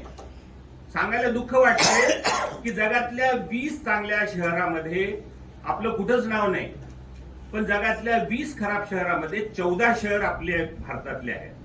हे खरोखर दुःख मानायची गोष्ट आहे. आणि आपण त्याच्यासाठी जबाबदार आहोत. याच्यात बरेचसे प्रश्न येतील. विकास आला, रोड मोठे झाले, रस्ते झाले, हे होणारच आहे, हे व्हायलाच पाहिजे. निसर्गाचा आणि विकासाचा हा समतोल कुठेतरी आपणा सर्वांना घ्यायचा आहे, करायचा आहे. आज मी एवढ्या हक्काच्या अधिकाऱ्यानं काय सांगतो की येणारी पिढी ही सगळे आज जे तुम्ही साहित्यिक आहात, शिक्षक आहात, तुमच्या हातामध्ये आहे. आम्ही माझ्या नातूला एक सांगत होतो की थोडा एकांश हे असं नाही, असं आहे. नाही, तुम्हाला काही कळत नाही, आम्हाला गुरुजीनं सांगितलं म्हणजे मुलं आमचं सुद्धा ऐकत नाही. म्हणून ही तुमची जबाबदारी आहे. मी त्याच्यामध्ये सहभागी आहे, आपण सहभाग घेतोय. आपण खास करून उदगीरसाठी आपल्याला नैसर्गिक म्हणजे शेतीचं झाडाचं प्रमाण आपल्याला वाढवायचं आहे. दुर्दैव असं आहे की जिल्हा आपला सगळ्यात खाली आहे. बऱ्याच गोष्टीत महाराष्ट्रात आपण नंबर 1 आहोत, पण हे वृक्षाच्या बाबतीत आपण खालून पहिले आलेले आहोत. तर हे कुठंतरी आपल्याला कलंक काढून टाकायचं आहे. त्यासाठी ह्या वर्षी अमृत महोत्सवी वर्षानिमित्त आपण एक संकल्प केलेला आहे की प्रत्येक शाळेत 75 झाड लावायचे आणि झेंड्याला जे आपल्याला जे ध्वजाला सलाम करायचा आहे त्याबरोबरच आपल्याला वृक्षाला सुद्धा सलाम करायचा आहे. मला सांगायला आनंद वाटतो की मागच्या 1-2 महिन्यामध्ये मी ह्या निमित्तानं बरेचशा शाळा फिरल्या, इंग्लिश स्कूल फिरले, जिल्हा परिषदच्या शाळा फिरले. एवढे अप्रतिम काम काही ठिकाणी झालेलं आहे की खरोखरच मीच बिंदास झालोय की पुढची पिढी आपली चांगल्याच्या हातात आहे. पण एवढं म्हणून थांबू नाही लागेल, कारण इथं पत्रकार आहेत सगळे बरेचसे, म्हणजे 187 शाळेमध्ये मी काही 87 शाळा फिरलेल्या नाही. जेवढ्या फिरल्या तेवढ्या चांगल्या फिरले. चौधरी सरांच्या शाळेत गेलो होतो, झाडच झाड लावले, झाड लावायला जागा नाही. आणि ते संकल्प सांगितले की जेवढे विद्यार्थी तेवढे मी झाडं लावणार आहोत. आणि बऱ्याच ठिकाणी आम्ही गेलो की बाबा 75 झाडं तुम्ही लावा. खरंच सांगतो तुम्हाला की काही ठिकाणी झाडं लावायला त्यांची जागेची अडचण आहे, पण काही जागा भरपूर खाली आहे, बरेचसे गावचे गायरान खाली आहेत. तर ही जी तूट आहे ती आपल्याला कुठेतरी भरून काढायची आहे. बघा झाडं लावायला किती अडचणी आहेत, हे माईक सुद्धा ऐकायला तयार नाही. येते का नाही? आवाज आहे ना? Yes. थँक्यू. आता नौजवान म्हणल्यामुळे थँक्यू. तर आपल्याला हे संकल्प आपण केलेला आहे. खरं म्हणजे संजय बनसोडे साहेब आपले मिनिस्टर आहेत. बरेच जसं 41 वर्षानंतर आपल्याला काल गोल्ड मेडल मिळाले, तसंच आपल्याला मंत्रिपद मिळालेलं आहे आणि ते थोडं पॉझिटिव्ह विचार करतात. आपला राहुल केंद्रे आपल्या सोबत आहे. तर हे सगळे मिळून पर्यावरणाला कुठेतरी बॅलन्स करण्यासाठी आपण प्रयत्न करत आहोत आणि ही मोहीम फार चांगल्या पद्धतीने चालू आहे. विशेष करून राजकीय मंडळी म्हणजे शासन, प्रशासन, सामाजिक संस्था आणि सर्व शाळेचे शिक्षक ह्या मोहिमेमध्ये लागलेले आहेत. येणाऱ्या 15 तारखेला सयाजीराव शिंदे इथे येणार आहे. सह्याद्री देवराई म्हणून ही एक संकल्पना त्यांनी चालू केलेली आहे. बीड जिल्ह्यामध्ये 180 एकर जागेमध्ये माळरानावर ते झाडं लावत आहेत.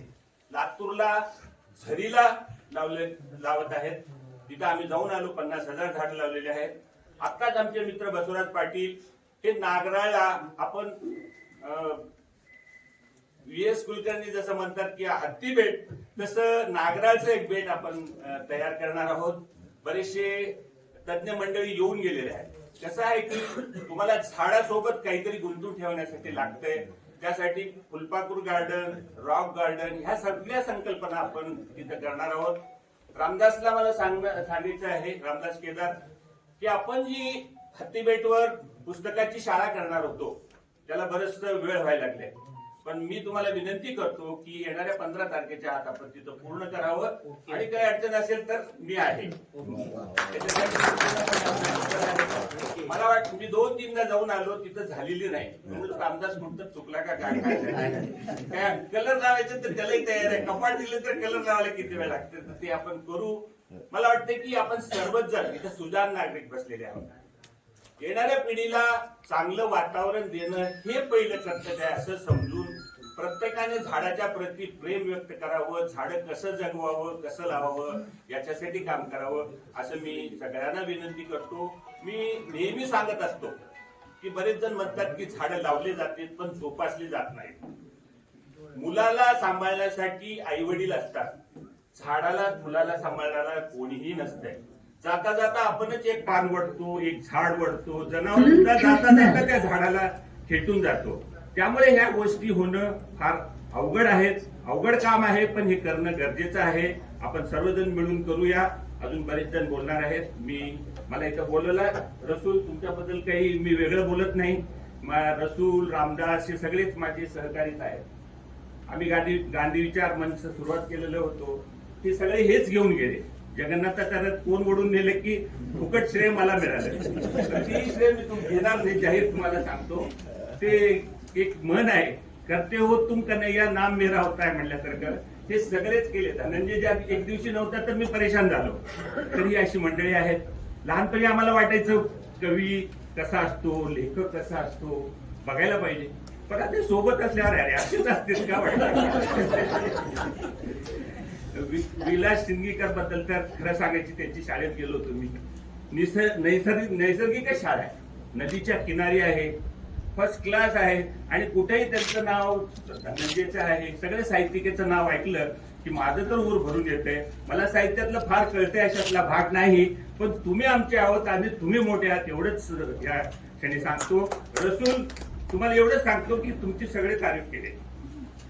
पुस्तक चांगलं आहे, चांगलं आहे, खरंच चांगलं आहे, पण एवढं लहान आहे की दिल अभी भरा नाही. मी म्हटलं आता रसूलला म्हटलं पुस्तक द्या, दुसरे सगळे कामं सोडून वाचायला घेतलो. 15 मिनिटं संपलं. अरे हे कसं घडलं? तर आमची अजून भूक जास्त आहे, तुमच्याकडून अपेक्षा जास्त आहेत. पण आत्ताच कोणी काय म्हणलंय की म्हातारे झाले की लेकरं होते, आणि मी म्हातारा आहे. बसवराजी म्हणून घेत नाहीत, माझ्यापेक्षा 1 महिन्याने मोठे आहेत. म्हातारा आहे, 67 वर्षाचा आहे. पण मला आनंद झाला, कारण नातू सोबत राहतो. मी एवढंच म्हणायचंय की दिल्ला भी भरा नाही तो पुरा, और एक आपली अपेक्षा आहे, आपण ते नक्कीच करा. आम्ही सगळेच तुमच्या सोबत आहोत. रसूल, तुम्ही हे करत जा. आणि सर्व साहित्यिकांना आणि माझे आव्हान आहे की तुम्ही लिहिते व्हा, विद्यार्थी तयार करा, माणसं तयार करा. एवढीच मी अपेक्षा व्यक्त करतो. जागा घेतो. धन्यवाद.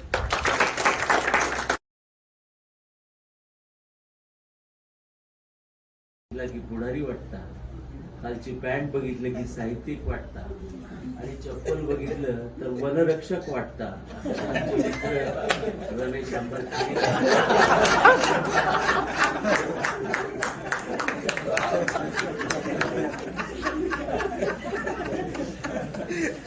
साहेब, गुडसुरकर साहेब, स्वामी सर, डॉक्टर लखोटिया साहेब, खरं म्हणजे ज्यांच्या हातामध्ये आडनावाप्रमाणे काठी असायला पाहिजे, पण ज्यांच्या हातात कलम आली ते आमचे मित्र आणि आजच्या लेखक सन्माननीय पठाण साहेब.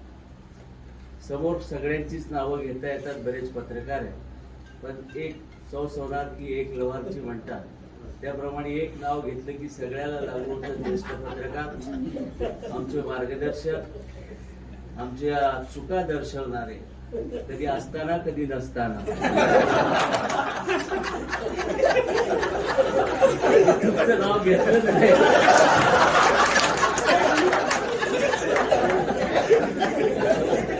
हे नाव सुरेश नेत्रगावकरांशिवाय दुसरं असूच शकत नाही. सन्माननीय सुरेश नेत्रगावकर आणि सर्व पत्रकार, अत्यंत आमच्या भगिनी बसल्या, माझ्या गुरुच्या पत्नी सौ मुस्तादरताई, रोटरीच्या प्रमुख डोळेताई, मोरेताई. खरं म्हणजे वक्त्याला भाषण त्याचं करण्यापेक्षा आणि साहित्यकाचं तुमचं माझं ऐकण्यापेक्षा श्रोत्याला संचलन ज्यांचं ऐकावं असं वाटतं, ते आमच्या येलमाटेताई. दुसऱ्याला वाटू न वाटू, मला ते वाटतं. अरे इतके चांगली चांगली भाषणं झाली वाटत. खरं म्हणजे पहिल्यांदा एक विषय संपून टाकतो, शिंदीकर सर आणि गुडसुरकरांचा यांच्या नियुक्तीच्या प्रसंग ज्यावेळेस आम्ही बनसोडे साहेबांच्या ऑफिसमध्ये बसलो, तेव्हा आम्ही शोधत होतो आपल्या विचाराचा असावा, आपल्या पक्षाचा असावा, असं शोधत शोधत जेव्हा गेलो की 2 नावं जेव्हा समोर आली, पक्ष बाजूला राहिला, जात बाजूला राहिली, फक्त यांचं ज्ञान पुढं आलं. आणि अशा ज्ञानी माणसाची नियुक्ती केल्याबद्दल नामदार बनसोडेंचं सुद्धा मी या साहित्यकांच्या समोर जाहीर अभिनंदन करतो. लवकरच तुमच्या जोडीला मस्केसर यायला लागले. अशा चांगल्या 2 वक्त्यांची खरं म्हणजे साहित्यावर चांगली भाषण. आजच्या कार्यक्रमाचे अध्यक्ष चौधरी, माझा त्यांचा फारसा परिचय, पण पर्यावरण हा शब्द मी कुणाकडून शिकला असेल तर स्वर्गीय आदरणीय चौधरी सर आणि बोळीकर सरांकडून. झाडं लावण्यासंबंधीचा, त्याच्या संबंधीचा, वृक्षारोपणासंबंधीचा, श्यामलाल शाळेपासून ते एकुरक्याच्या शाळेपर्यंतचा आमचा हा प्रवास. तेव्हा पर्यावरणावर सर काय एवढं बोलतात, काय एवढं वेळ घेऊन काम करतात. कोरोनाच्या काळात आपला दम घुटायला लागला, त्यावेळेस चौधरी सरांना त्यांच्या कामाला मानाचा मुद्रा करावा असं वाटतो. असे त्यांचे चिरंजीव आणि आजच्या कार्यक्रमाचे अध्यक्ष तुम्ही फार चांगल्या पद्धतीने.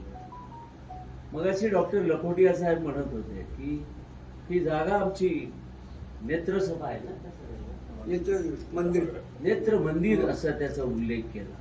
मंदिर म्हणल्यामुळे तुम्हाला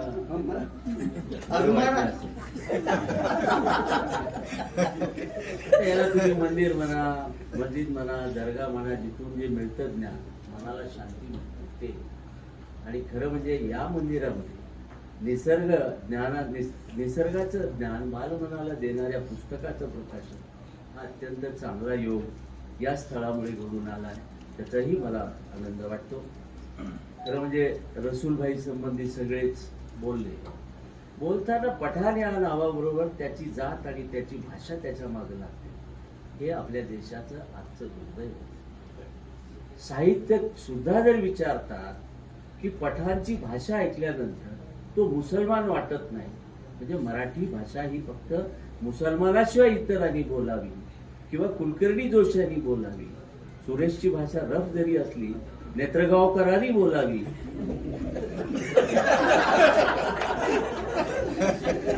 असं का आपण आपल्याला वाटतं? खरं म्हणजे आज महात्मा फुले, परमपूज्य बाबासाहेब आंबेडकर या सगळ्या थोर माणसांनी सामाजिक परिवर्तनासाठी संबंध आयुष्य घातले. त्यांच्या कार्याच्या 100व्या वर्षाच्या पार करत असताना सुद्धा रसूल हा मुसलमानाचा, बसवराजा वाण्याचा हा बशीर पटेल म्हणतात. दाढीमुळे म्हणतात.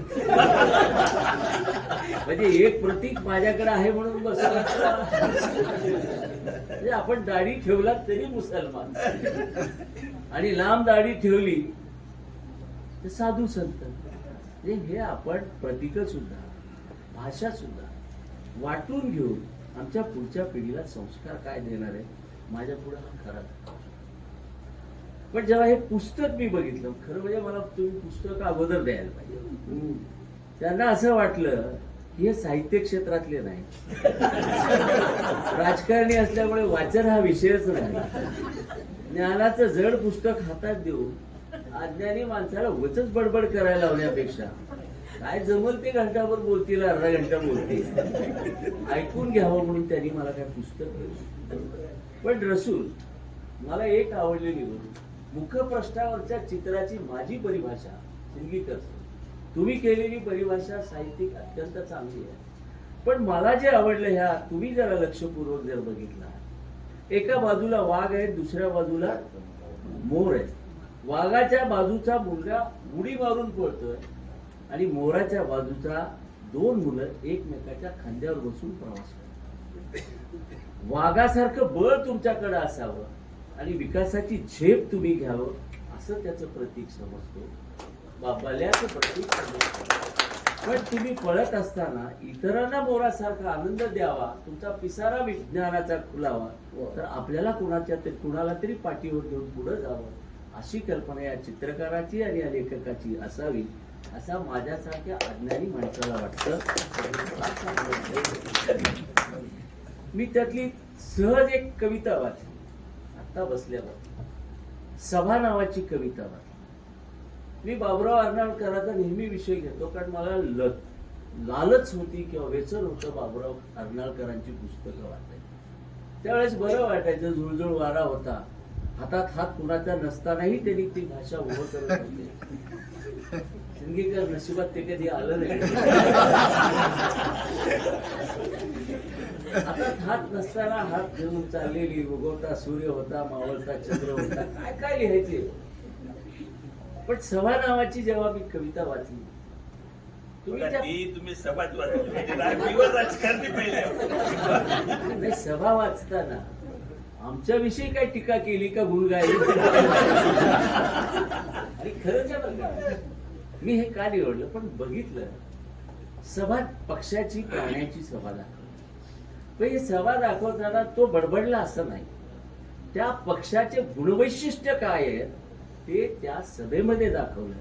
म्हणजे मुलांना पक्षी जाणव करून दिला, पण त्या पक्षाबरोबर त्या पक्षाचे गुण काय आहेत, त्याचं वागणूक काय, त्याची दिशा कोणती, त्याचं ज्ञान काय, त्याचं काम काय, हे तुम्ही त्या लहान मुलाच्या सहज चित्र आणि कवितेतून उभं केलंय. त्याच्यामुळे पठाण तुम्ही कवी तर आहात, पण मोठे आणि महान कवी आहात असं मला वाटतं. दुसरी एक कविता वाचली बरं का, एकच वाचली असेल, गोट्या नावाची कविता वाचली. मला तुम्ही फार ओळख दिल्यात. गोट्या म्हणजे खादाडा आणि झाडा. माझ्याकडे बघून काय म्हणलं, पण बसलंय की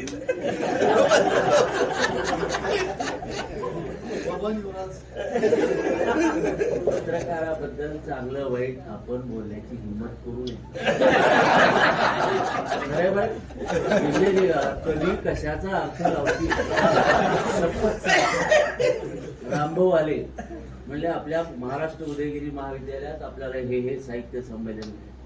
मी मोठ्या शब्दात सांगितलं, रामभाऊ तुम्ही आगे बढा, हे कशाचीच कमी पडू देणार नाही हेही सांगितलं.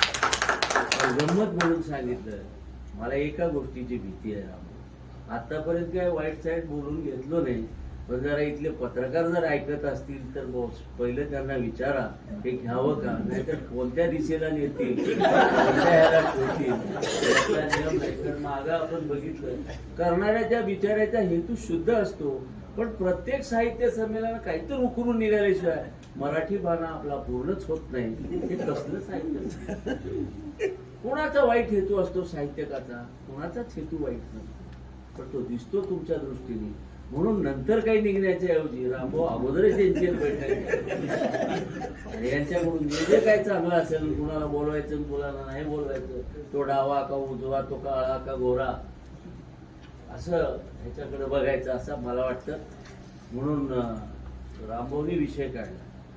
खरं म्हणजे रामभाऊ तुमच्याबद्दल आमच्या संस्थेचे उपाध्यक्ष म्हणून संस्थेत तर शिक्षणाबद्दलच्या तुम्ही केलेल्या सूचना मी नेहमी बघत असतो, त्याचा अनुकरण अंमलबजावणी करतो.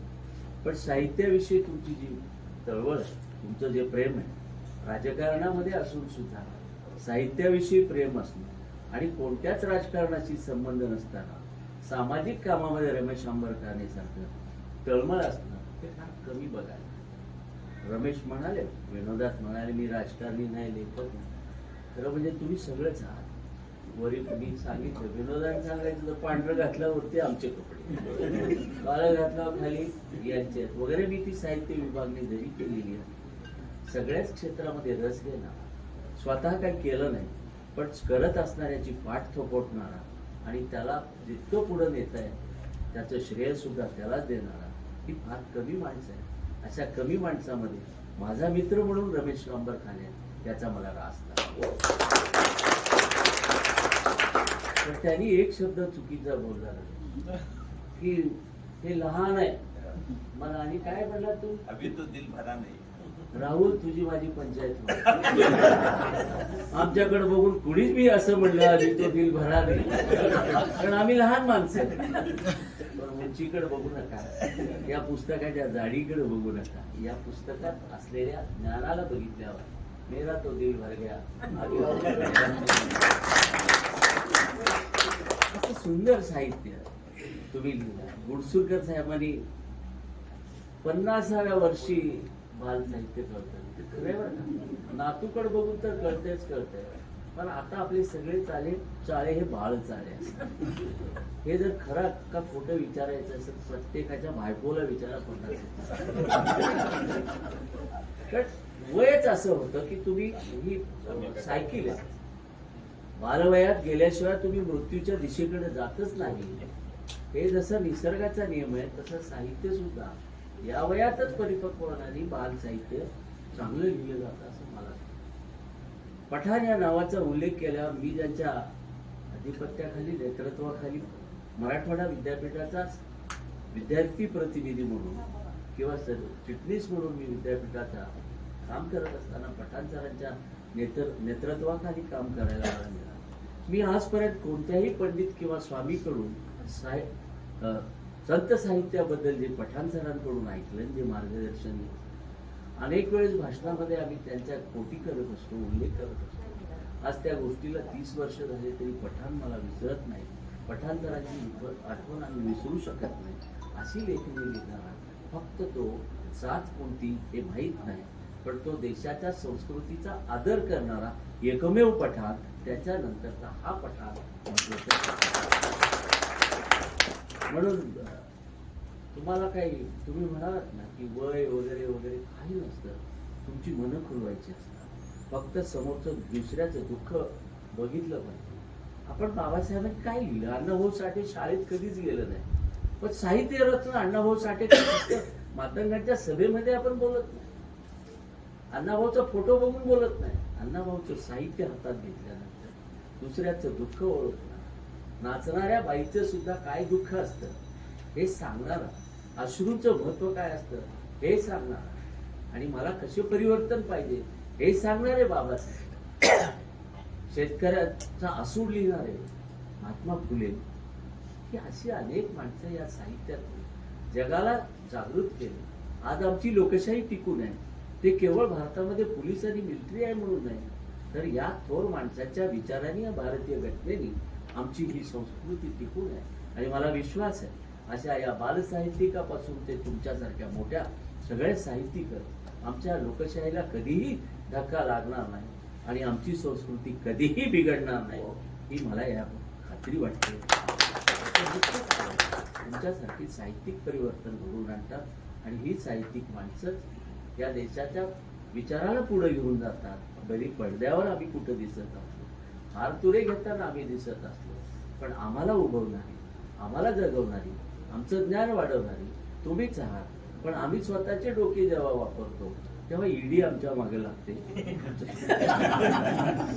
तुम्हाला सोडलं की ईडी आमच्या मागे लागते.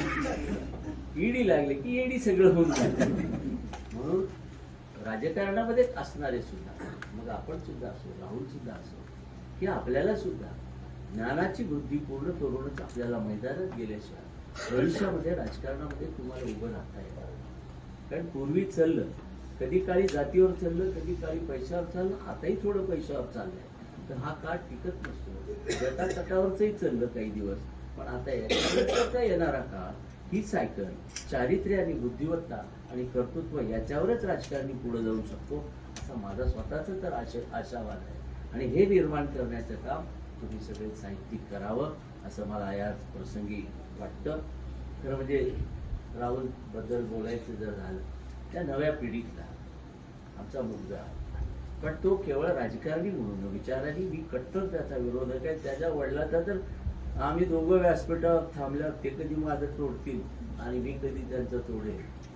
हात पाय नाही, शब्द तोडण्याची आमची मैत्रीच अशी आहे की गळ्यात गळ्या घालून जातो, पण विचाराला कधी केलं नाही, कॉम्प्रोमाइज केलं नाही.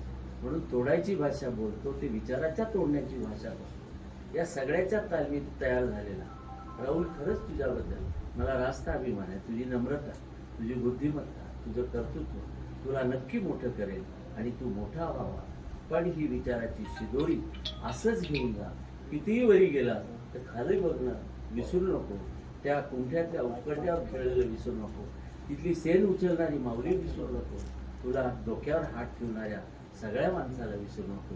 एवढंच या साहित्याच्या प्रसंगी तुझ्याबद्दल मी भावना व्यक्त करतो. आणि पठाणसाहेबांनी तुमचं पुस्तक ते अर्थकारणाच्या दृष्टीने सुद्धा, मगाशी तुम्ही आमच्या तिरुके साहेबांनी सांगितलं की जिल्हा परिषदेमध्ये राहुल तर आहेच आहे, त्याच्याबरोबर तुम्ही आहात. खरं म्हणजे हे इतका चांगला दूध खरा योग आहे. तुम्ही दोघं म्हणजे आज जिल्हा परिषद आहे, याच्यात माझ्या मनात शंका नाही. कारण इथला पक्ष चालवणाऱ्याच्या गळ्यातले ताईत तुम्ही आहात, तर डोक्यावरचा मुकुट राहुल आहे. दोन मुकुट आणि ताईत झाल्यावर रसूलचं पुस्तक इथेच काय महाराष्ट्रामध्ये नेण्यासाठी दोन भगीरथ आपल्याकडे बसले. म्हणून रसूल तुमच्या या सगळ्यांच्या बरोबर खारीचा वाटा कुठं उचलता येत असेल. सध्याची परिस्थिती जरा आमच्याकडे बरी आहे म्हणून नेहमी नाही बघा, सध्याची परिस्थिती जरा बरी आहे म्हणून आम्हालाही जर काही सांगितलं त्याच्याबद्दल आम्ही आमचा खारीचा वाटा उचलू आणि हे करूनच दाखवू असं मला विश्वास वाटतो. सुभाष देसाईंकडे हा विषय आहे, आपण हा विषय आणि पूर्ण करू असं मला विश्वास वाटतो. कोणीतरी म्हणाला, मला आनंद वाटला की प्रकाशनाच्या अगोदरच या पुस्तकाला पारितोषिक आपला इतिहास आहे. जन्माच्या अगोदरच अभिमानींनी ज्ञान संपादन केलं, म्हणूनच चक्रव्यूहामध्ये जातात. पण त्याचं ज्ञान पुढे घेण्यासाठी थोडेसे कुठेतरी कमी पडले, मातेला झोप लागली असं इतिहासात आहे.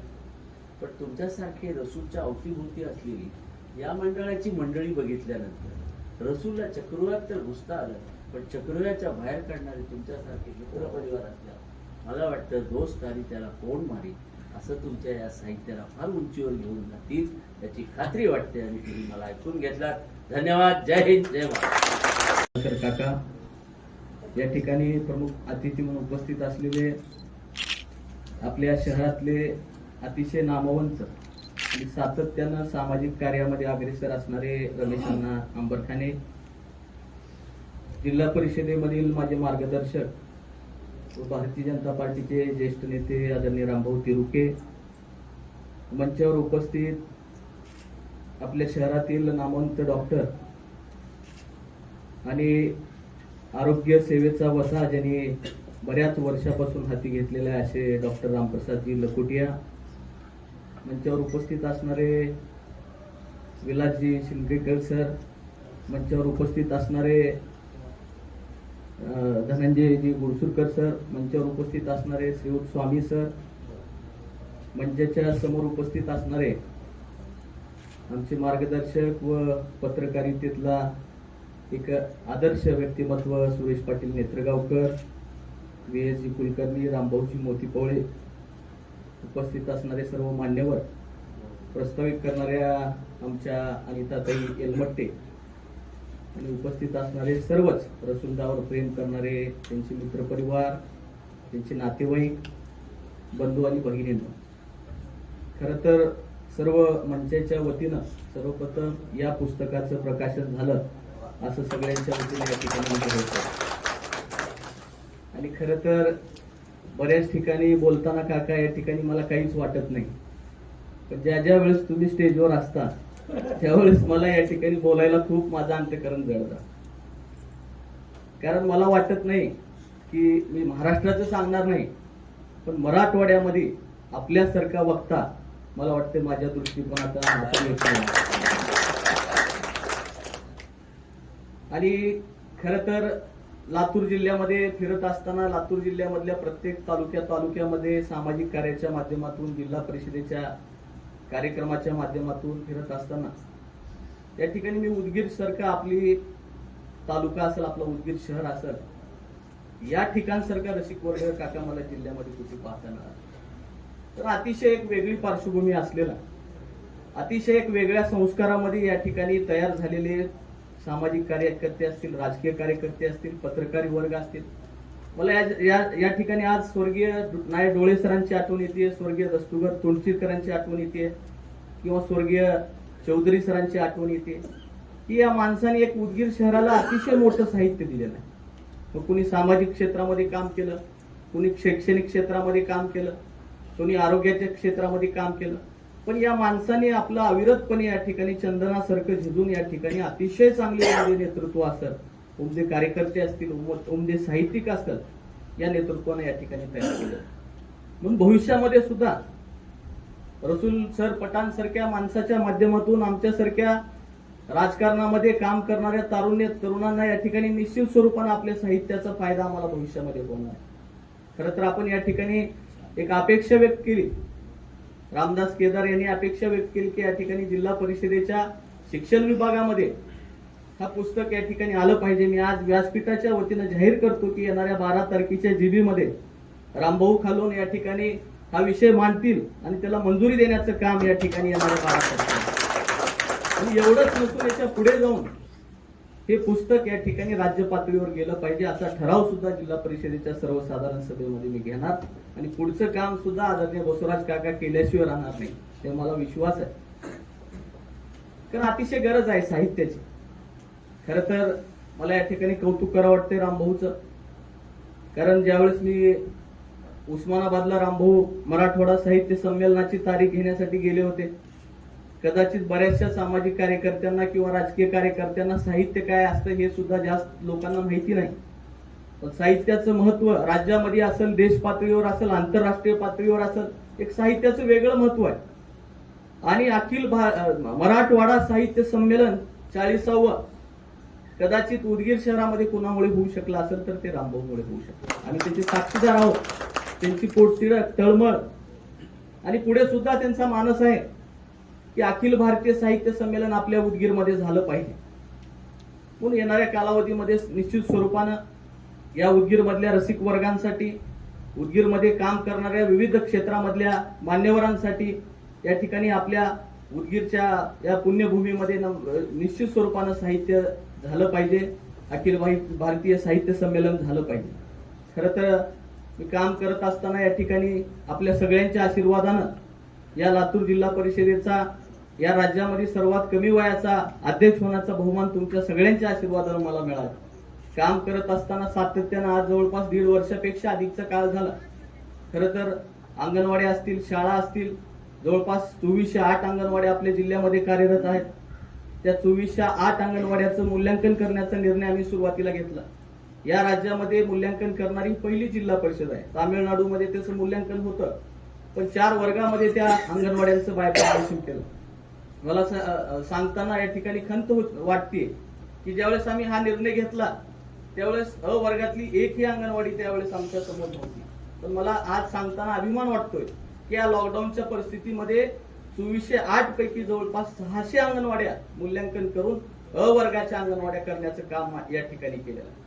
खरं तर साहित्याचं काम आम्ही त्या बोलक्या भिंतीच्या माध्यमातून या ठिकाणी करण्याचा आम्ही प्रयत्न केला आहे. आणि आज आम्हाला आनंद वाटतोय की आमच्या शाळेमध्ये सुद्धा बाला उपक्रमाअंतर्गत जवळपास 1284 शाळा आम्ही या ठिकाणी बाला उपक्रमाअंतर्गत 500 शाळांची निवड केलेली आहे आणि जवळपास 200 शाळेचं काम सुद्धा या ठिकाणी परिपूर्ण झाले आहे.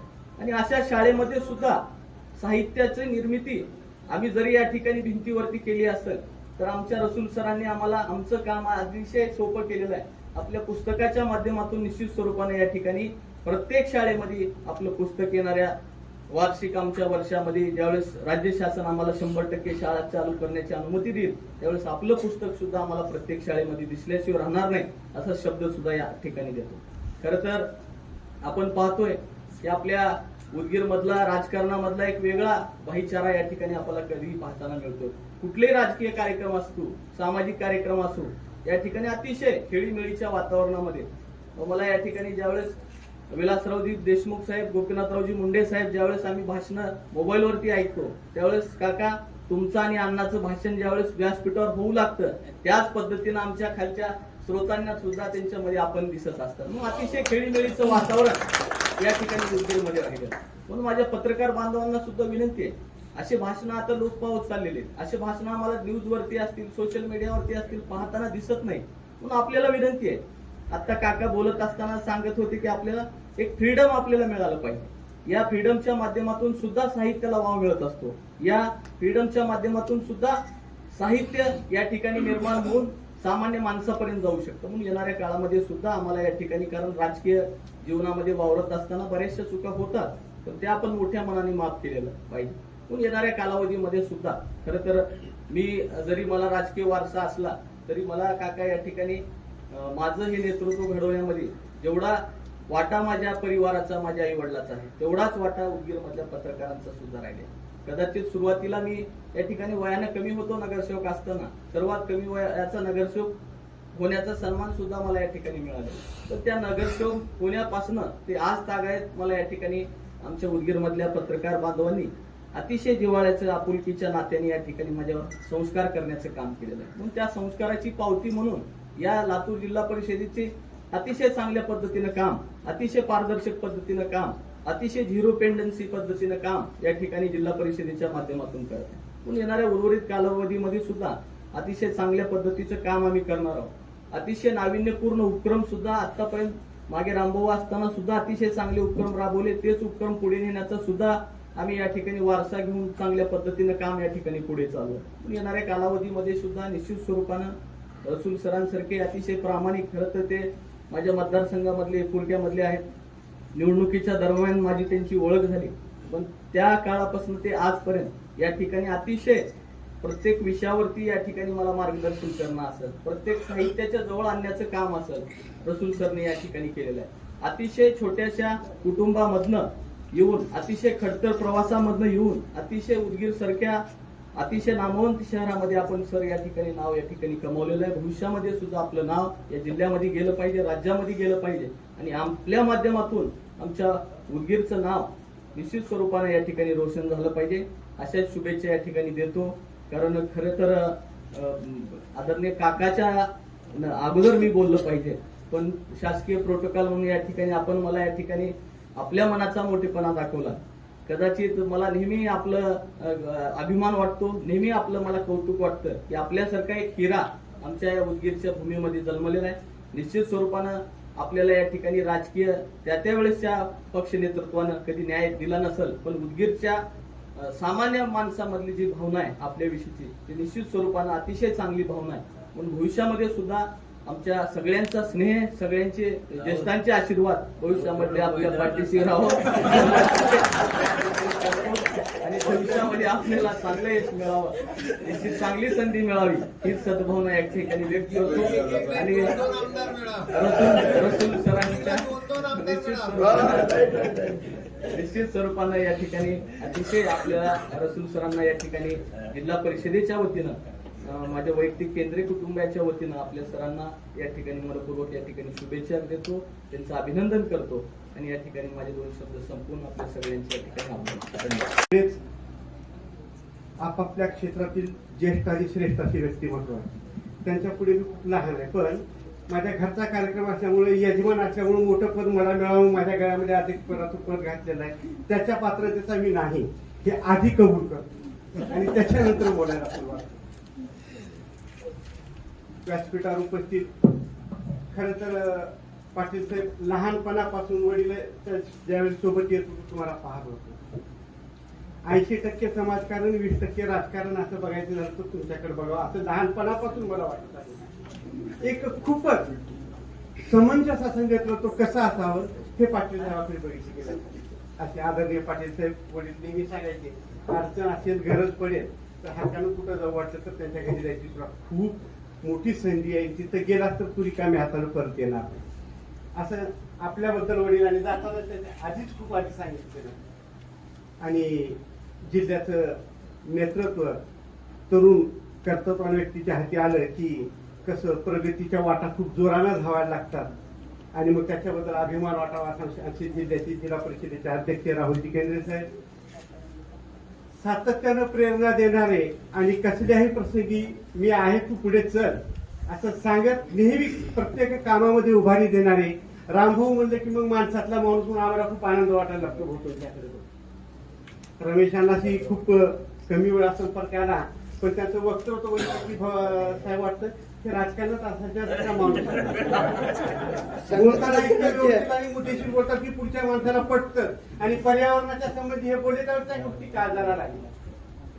कारण वडिलांना लहानपणापासून त्या क्षेत्रामध्ये काम करत असताना आणि ज्यावेळेस ते समाजापुढे पर्यावरणाविषयी बोलत होते त्यावेळेस चौधरी साहेब हे वरण कोणतं आणलं नवीन, तुरीचं माहीत, मुगाचं माहीत असं ज्यावेळेस लोक म्हणायचे त्यावेळेस पर्यावरण किती महत्वाचं आहे हे कोरोनाच्या काळात आता आठवायला लागले असं ज्यावेळेस म्हणतात त्यावेळेस त्यांची खूप आवर्जून आठवण आली.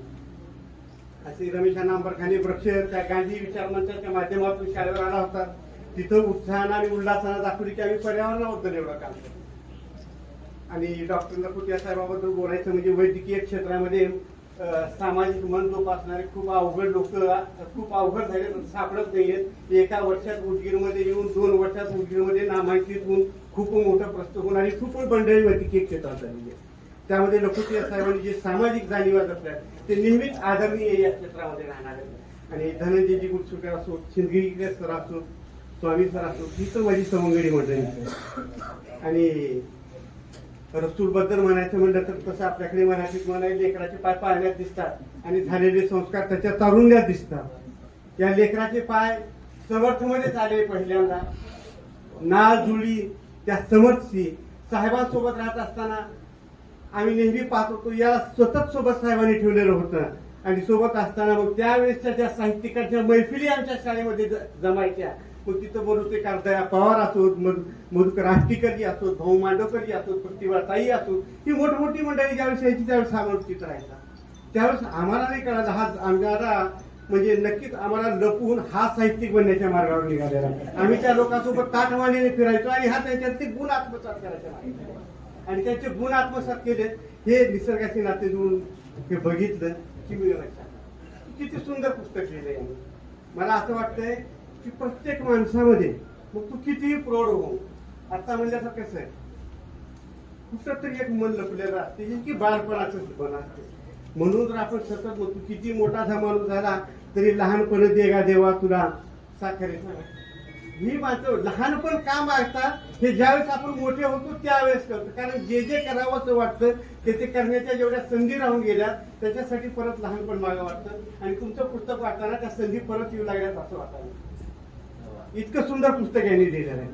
आणि आजच्या काळामध्ये सगळ्यात मोठी गरज, खरं तर तुम्ही सगळी खूप मोठी माणसं आहात, तुमचा शब्द जिथे पडला तो शब्द खरा ठरवता एवढ्या क्षमता असणारी इथं माणसं आहेत. पण राहून राहून खरं तर वाटतेच आहे, सगळ्या प्रकारचं साहित्य निर्मिती झालेली. कसल्याही कथांची मोठी लेखकांची नावं खूप मोठी आहेत, पण बाल साहित्याचा प्रकार आला की तिथं मात्र लेखकांची नावं शोधावी लागतात. आणि सगळ्यात दुर्लक्षित राहणारा हा साहित्याचा भाग हा समाज घडवण्यामधला सगळ्यात महत्वाचा मुद्दा आहे असं मला तरी वाटतं. मुलं ही अनुकरणशील असतात हे मला माहिती आहे, पण मुलं ही संस्कार ग्रहण करणारी त्या वयाची असतात आणि त्यांना घडवण्याची जबाबदारी ही जशी आई बापाची आहे तशी या साहित्याची आहे. लहान मुलाला चंद्रामध्ये मामा दिसत असतो, नदीमध्ये माय दिसत असते, पक्षामध्ये मित्र दिसत असतात, हे त्याला आजच्या काळामध्ये सांगण्याची खूप गरज आहे मोठी. आज आई आणि बाबा दोघं मोबाईल घेऊन बसले की मुलं एका कोणाड्यात बसायला लागले. बाबाला एखादी गोष्ट सांगा म्हणून संध्याकाळी बापाजवळ लेकरू गेले की बाप एखादी गोष्ट वाचून दाखवायला लागते. आई सेल्फी घेण्यामध्ये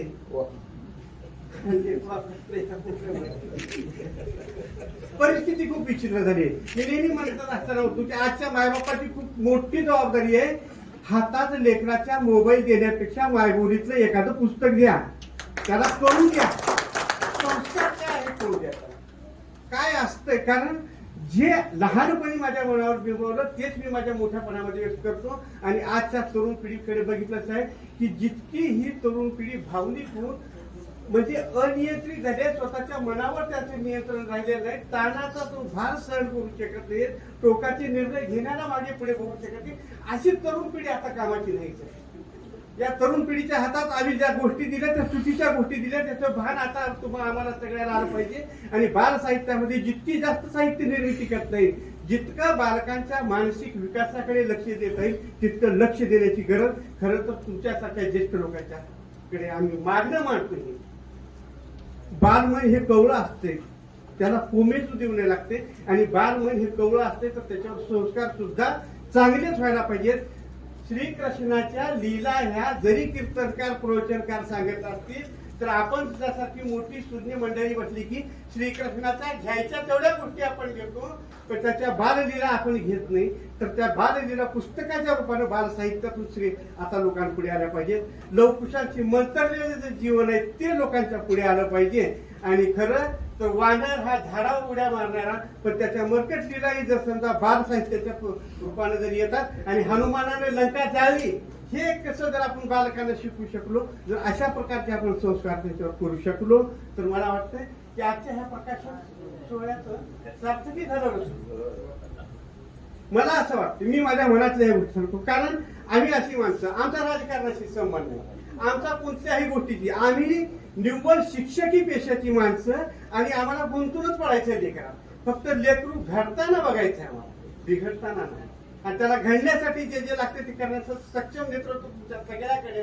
म्हणून मी माझी विनंती करतो की जसं एखाद्या ठिकाणी तुम्ही पुस्तकाचं बेट करताय तसं उदगीर सारख्या ठिकाणी एक चांगलं बालभवन ही उभाराच आहे, जिथं पुस्तकाची जत्रा लागू द्या, जिथं मुलांच्या खेळण्याची ढीग रचू द्या, जिथं मुलाला मुक्तपणे काहीही करण्याची, जिथं घरात लेकराला काही करण्याच्या मुक्त संधी राहिल्या नाही त्या तिथं घडू द्या तिथं. पण लेकरं घडले पाहिजेत, कारण ही उद्याचं भविष्य आहे, उद्याचा देश यांच्या हातात जाणार आहे. आणि ज्या मुलाच्या हातात आज जर आम्ही पबजी देतोय तर उद्या तो रस्त्यावर बंदूक किंवा काठी घेऊन उतरणार नाही याची गॅरंटी देता येणार नाही. इतकं विध्वंसक मंचाचं आम्ही लहानपणी तयार करत आहोत साहेब, हे कुठंतरी थांबलं पाहिजे. आणि लेकरांना पशु पक्षी निसर्ग या सगळ्याची आवड निर्माण व्हायला पाहिजे. आणि रसूल पहिलं पाऊल निसर्गाची जुळण्याचं आम्हाला, आम्ही निसर्गाच्या खूप जवळची माणसं, निसर्गात रमलेला माणूस हा. आणि मराठी तर नक्कीच आहे, मराठी मातीशी पक्की नाळ जुडलेला हा पठ्ठ्या माणूस. याच्यासाठी मराठी बोलायला आम्हालाही कधी कधी डिक्शनरी शोधावी लागते.